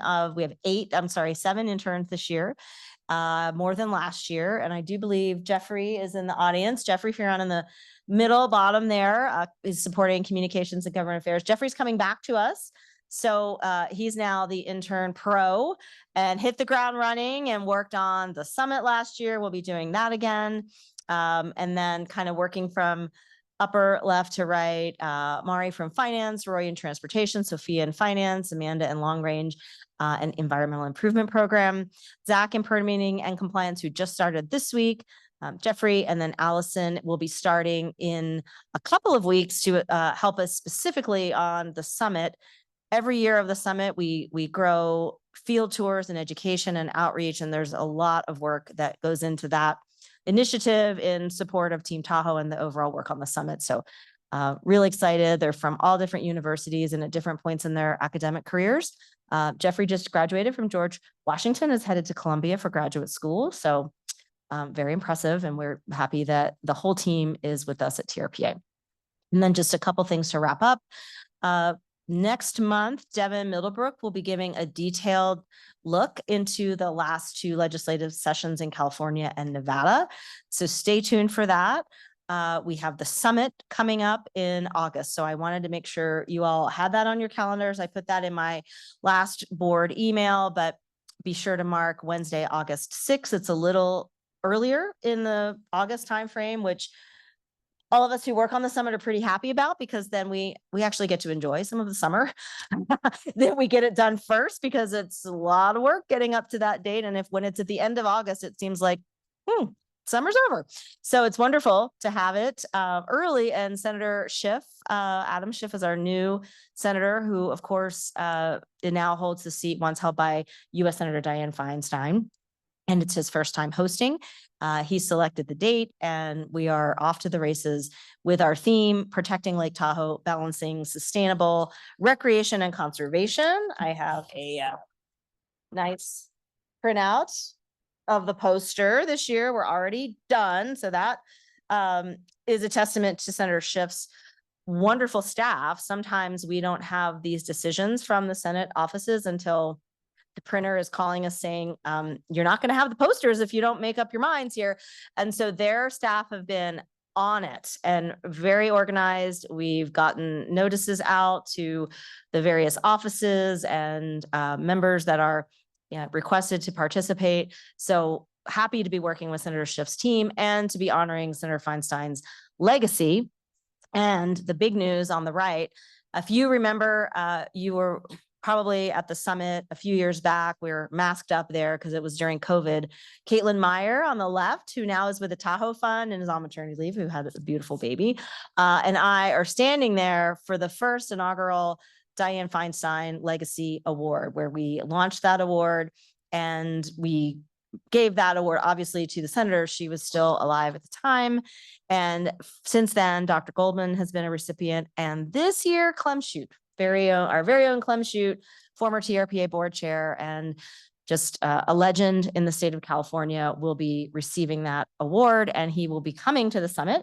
So extra special if those of you who might have worked with Clem, he is really excited about it. He's in Arizona now permanently. He hasn't been in California or in Tahoe in a long time. So he's very happy to be here. And Bill Yates is coming up, former TRPA board chair and member. Mark Bruce, I think, our former board chair, is going to be attending to recognize Clem as well. So it's a great opportunity for all of us. Two quick notes on Nevada and California. One, I'm sure Member Loomer has more details than I do, that the California has reached a budget deal. There's a lot of trailer bills that are still affecting a number of programs, but that's happening. Our budget is whole, which is great because there is a significant budget deficit. And in Nevada, we finished the session. As I said, Devin's going to brief you on a number of things, but two items in Nevada I wanted to point out. SB 426 is the corridor, making the corridors of Nevada like scenic and safety corridors, giving TTD, Transportation District, our partner, more authority and more opportunity to manage parking and safety along those corridors. So for the first time, we'll be able to charge for parking in the NDOT right of way. It's never been done. I mean, there's not a lot of area, but there is some where there are safe, legal places to park that now with the Tahoe, the basically Park Tahoe app that TTD has been working on down the road, it will assist in getting some order in that corridor. And and not just on 28, but also Mount Rose and other areas in Nevada. So we'll give you more details on that next month. Stay tuned. And then of course the EIP bonds. So the bill turned into law to allow Director Settlemeyer's team to then work with the state officials to sell $10.5 million of bonds that would support the Nevada share of the EIP. And every session, that's a huge priority for Team Tahoe to make sure that we keep these shares going, from the Lake Tahoe Restoration Act funds to the bonds in Nevada to California bonds and other funding sources, local contributions in the private sector. Okay, so I will take the next slide. And then what's coming up, we've got, as I mentioned, action for you in July. So that's an important vote that we'll need quorums for, because it's policy and it's action around, what we call the 4-4 vote, for Nevada, for California, required on a plan amendment vote. So really looking forward to bringing that one to you. We are going to give you an update in more detail. We'll give you some big picture items on the tour today, but next month, we're going to give you an overall update on the aquatic invasive species program, and in particular, the 3-year control methods test, which was just finished in the Tahoe Keys. As I said, Devin's going to give you more of an update on legislative activities. I do want to mention on this bullet, many of you probably have been concerned, engaged, or otherwise thinking about the federal budget reconciliation process, which is very many things unrelated to Tahoe at play in DC. But the one thing that came up recently was the discussion around public lands, and would public lands be sold in the country, and what impact might that have on Tahoe? I sent to you the press statement by Congressman Kevin Kiley, who reached out to Member Gustafson and Member Lane's offices as well to speak out. We're encouraged. We heard from Utah Senator Lee that those provisions are coming out related to the U.S. Forest Service lands, which was really our concern here in the basin, because we don't really have BLN lands in the basin. But our understanding is that Forest Service lands mention is going to come out. So we're tracking it. Appreciate all the inquiries and the work that all of you have been doing. We'll keep you posted. There may be some other things affecting Tahoe related to SNPLMA, but Southern Nevada Public Land Management Act, but we'll keep you posted. So stay tuned on that. August, we have Dr. Stephanie Hampton coming. She's the new director of the Tahoe Environmental Research Center for UC Davis. She took Jeff Schlattau's place as that director. She's incredible. It's great to work with. She's going to be talking about not just the clarity update that came out last week or week before last with the annual 2024 clarity average, but the broader state of the lake. So we like to look at not just the clarity, but what's the whole picture of the lake. And the big story of the clarity Secchi disc was basically to say we've stabilized the decline, but things aren't necessarily getting better. And so why is that? And we're going to lean in on that. And you can ask her a lot of good questions when she comes before you in August. So looking forward to that.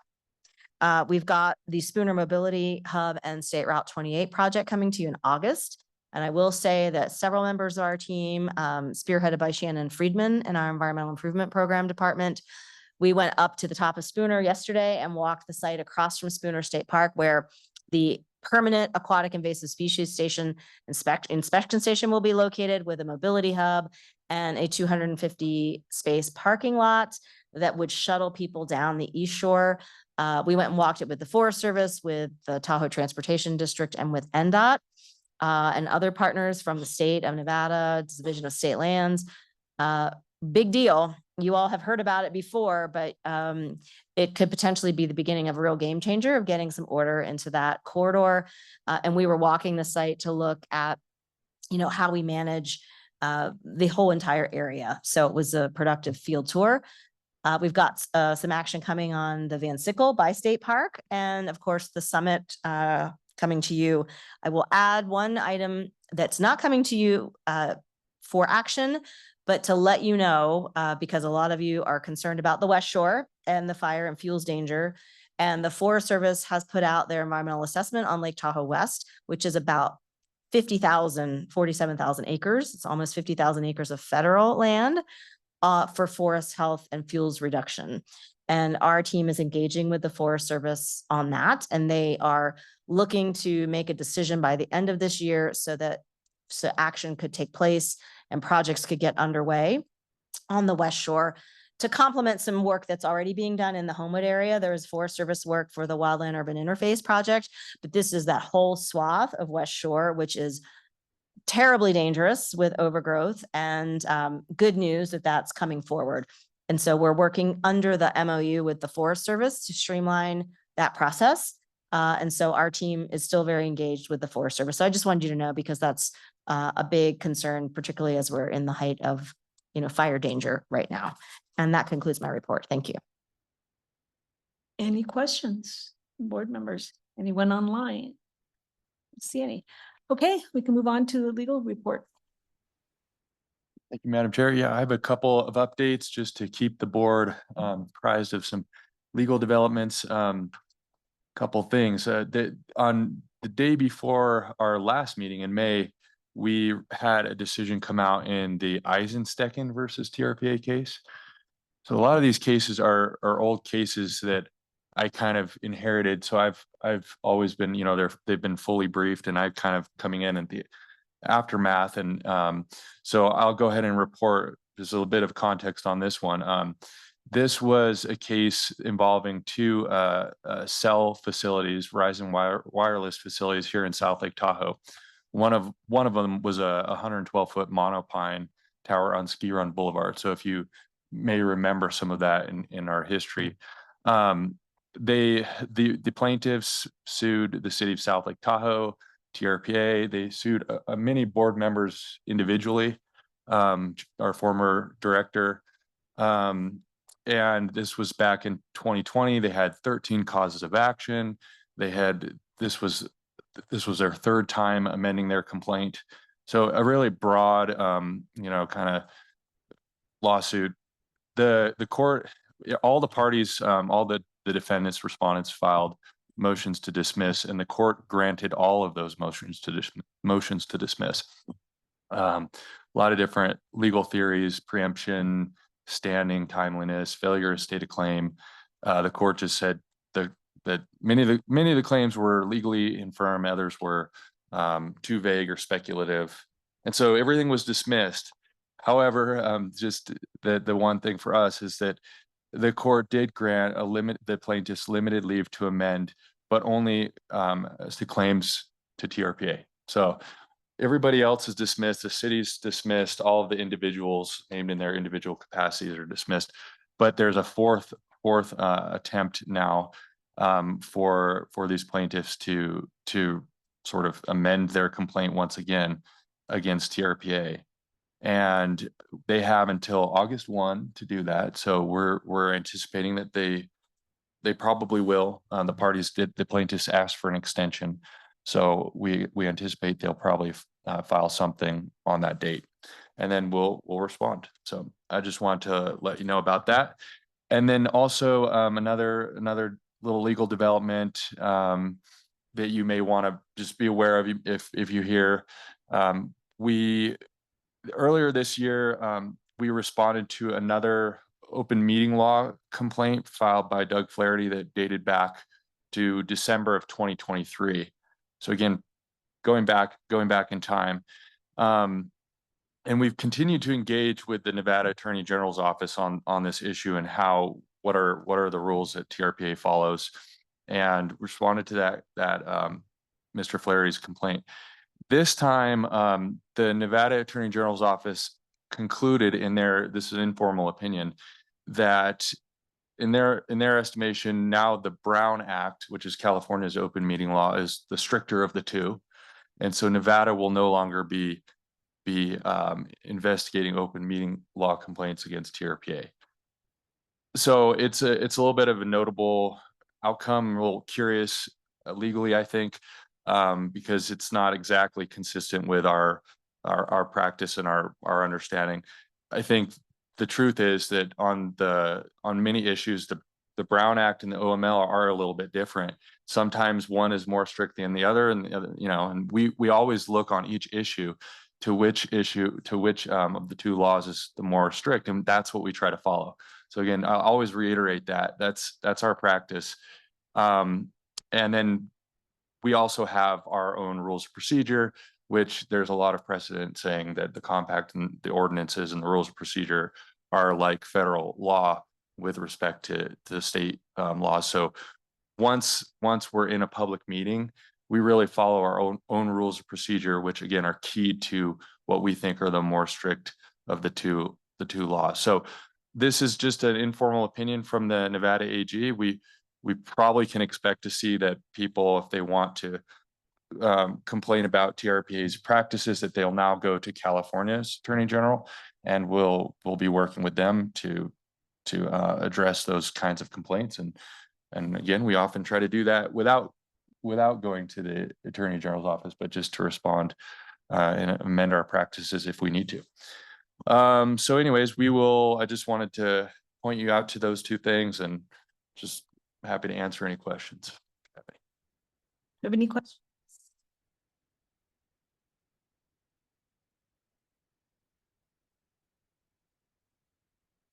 Thank you very much for that report. Now moving on to governing board member reports. Do we have any governing board member reports? No. I can just go super quickly, just going back to the California budget.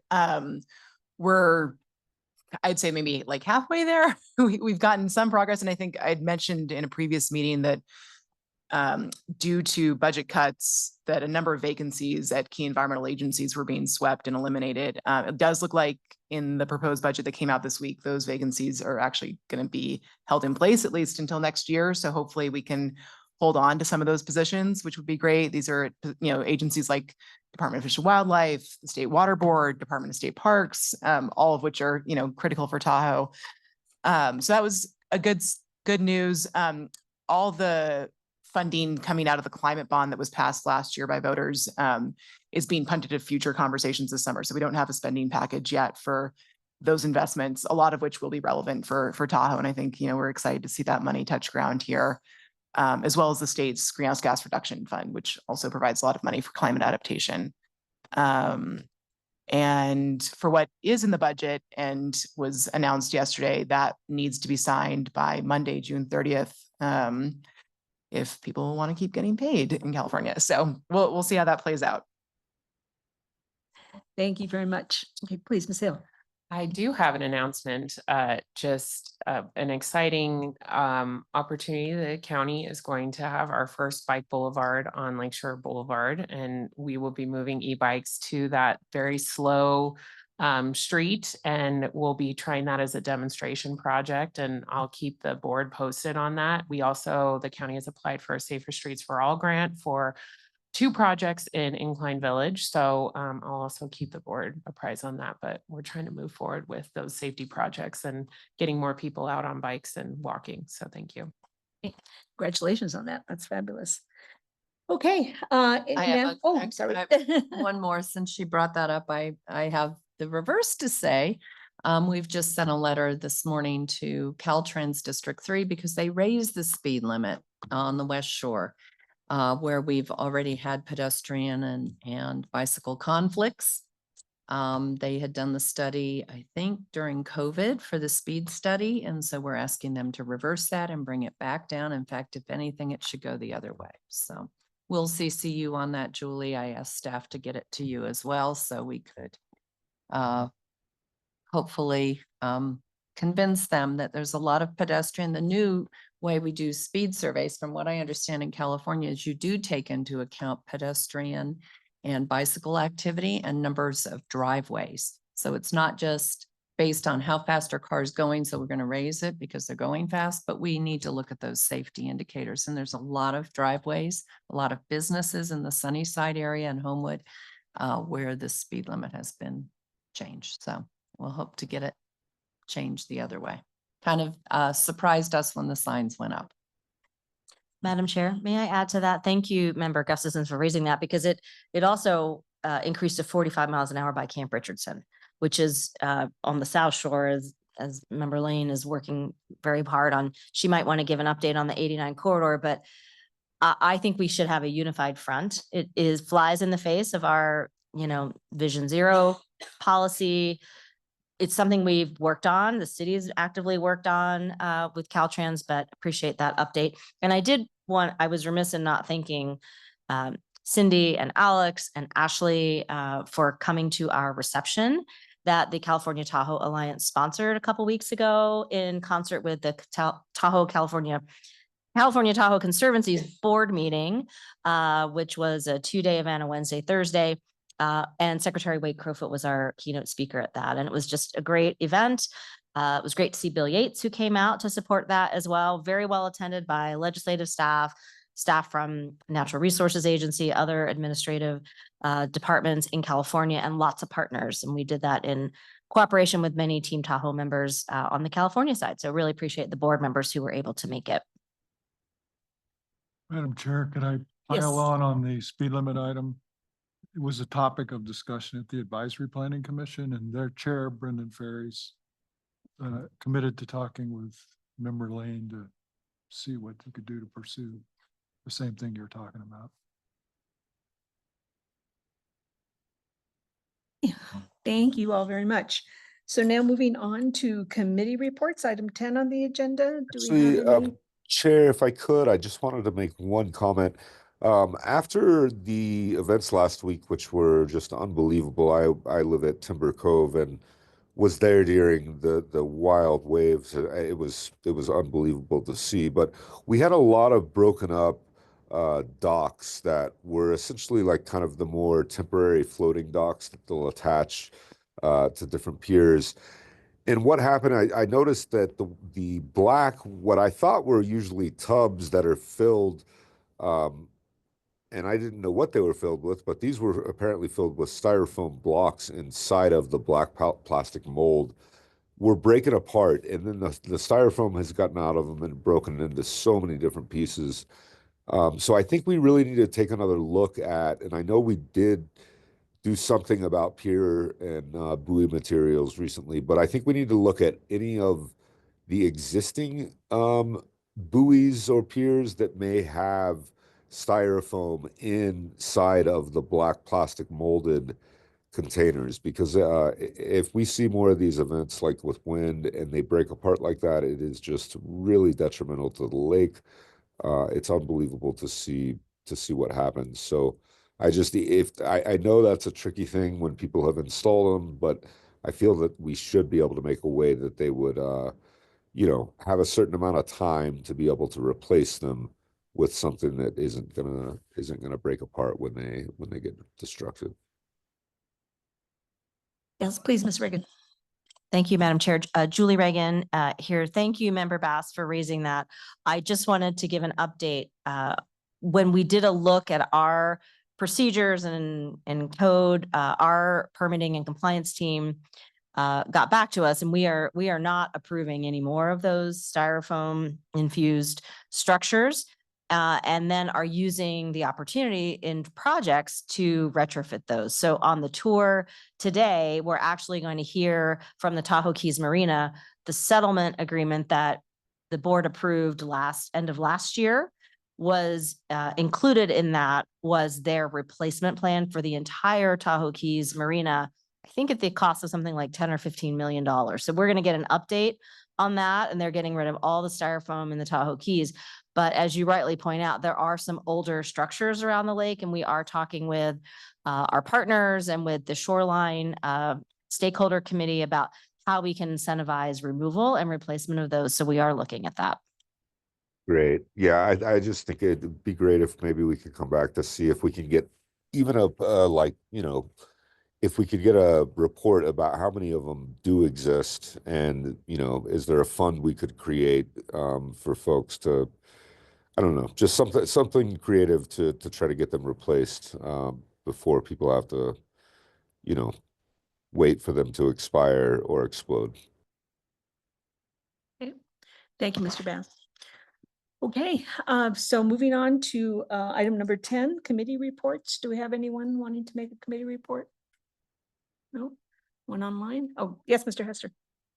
John Hester here. There are 4 of these board members on the Tahoe Living Working Group, and they don't always make it, but their staff are there. So since they weren't there last meeting, I will do a report on that.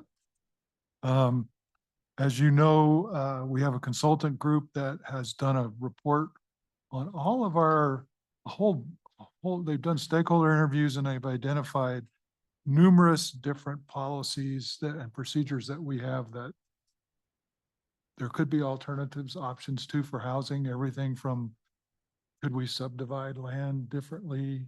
We don't allow that now, all the way to funding, all that, a lot of things. It's nearly 100-page report. So our working group met for the last 2 days here.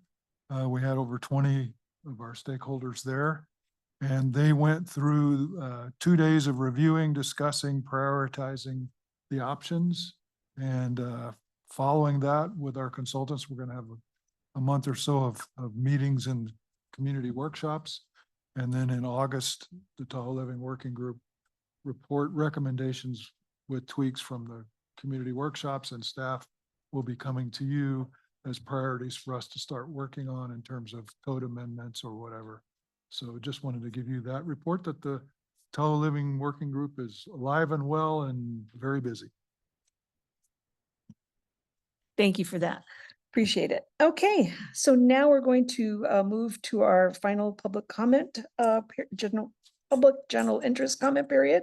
Any member of the public wishing to address the governing board on any item listed or not listed on the agenda, including items on the consent calendar, may do so at this time. Individuals or groups who have already commented on items listed on the agenda are not permitted to comment on that same topic.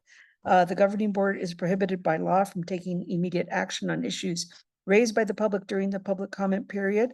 Finally, comments must relate to matters within the jurisdiction of the agency. We will hear comments for up to, but not to exceed 3 minutes per comment. We will hear as many unique comments as possible, and we will hear comments for up to, but no more than 60 minutes. Written comments received by 4 p.m. yesterday were forwarded to the governing board members, and I can attest to that, before the meeting start date time.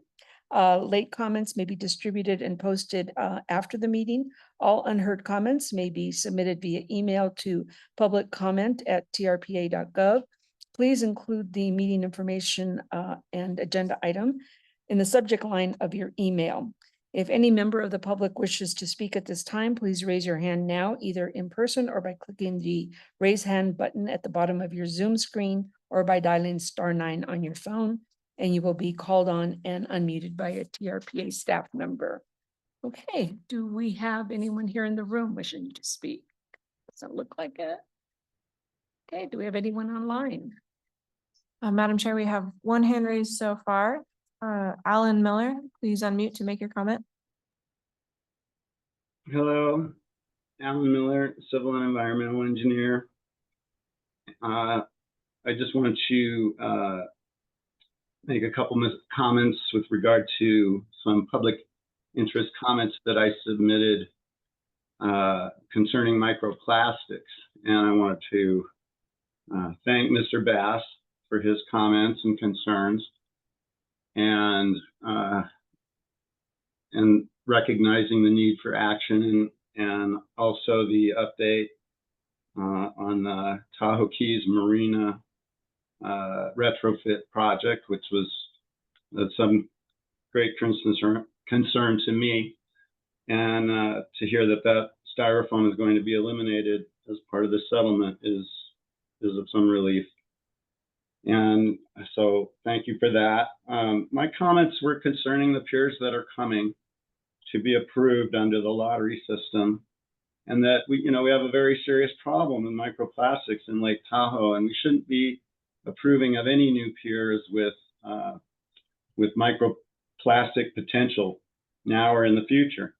And that would include the plastic decking and other materials that go into fiberglass, and anything that involves a plastic polymer has great potential to end up as additional toxic pollution in the water. And so that is a primary focus of mine. And so I just encourage the board to follow the simple directive, and to inform your public that the way going forward here is that we need to keep Tahoe pure and microplastics endure. So we need to use wood, metal, and stone in the shore zone as much as possible, as it was ever before we came.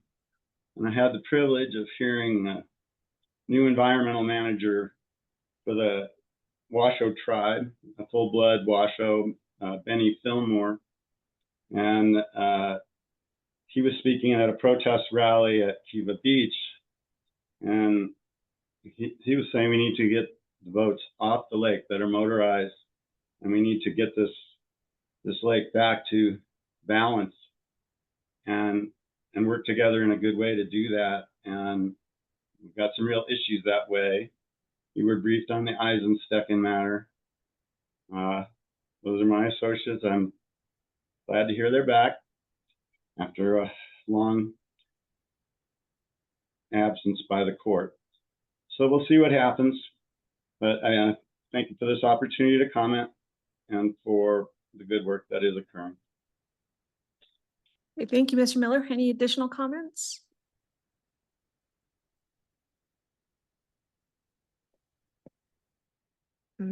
Madam Chair, there are no other hands raised to comment. Great. Okay, thank you very much. This will close the public comment period. We're going to adjourn shortly, but I do have a quick announcement regarding those that are invited, both governing board members, advisory planning committee members, to attend the field tour of the Sugar Pine Village at 1029 Tattle Lane, South Lake Tahoe. Meet at the playground, and the Tahoe Valley Stormwater and Greenbelt Improvement Project, South Lake Tahoe, and the Tahoe Keys Marina at 2435 Venice Boulevard, East South Lake Tahoe. And we will meet at Sugar Pine rather, at 12:30. Okay, great. Thank you. And then do we have a motion to adjourn? So moved. Okay, thank you. So moved. Thank you.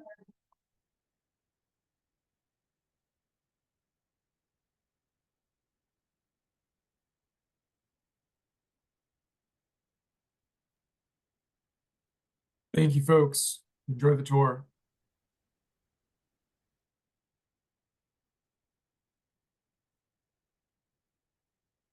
Josh, you can close the meeting.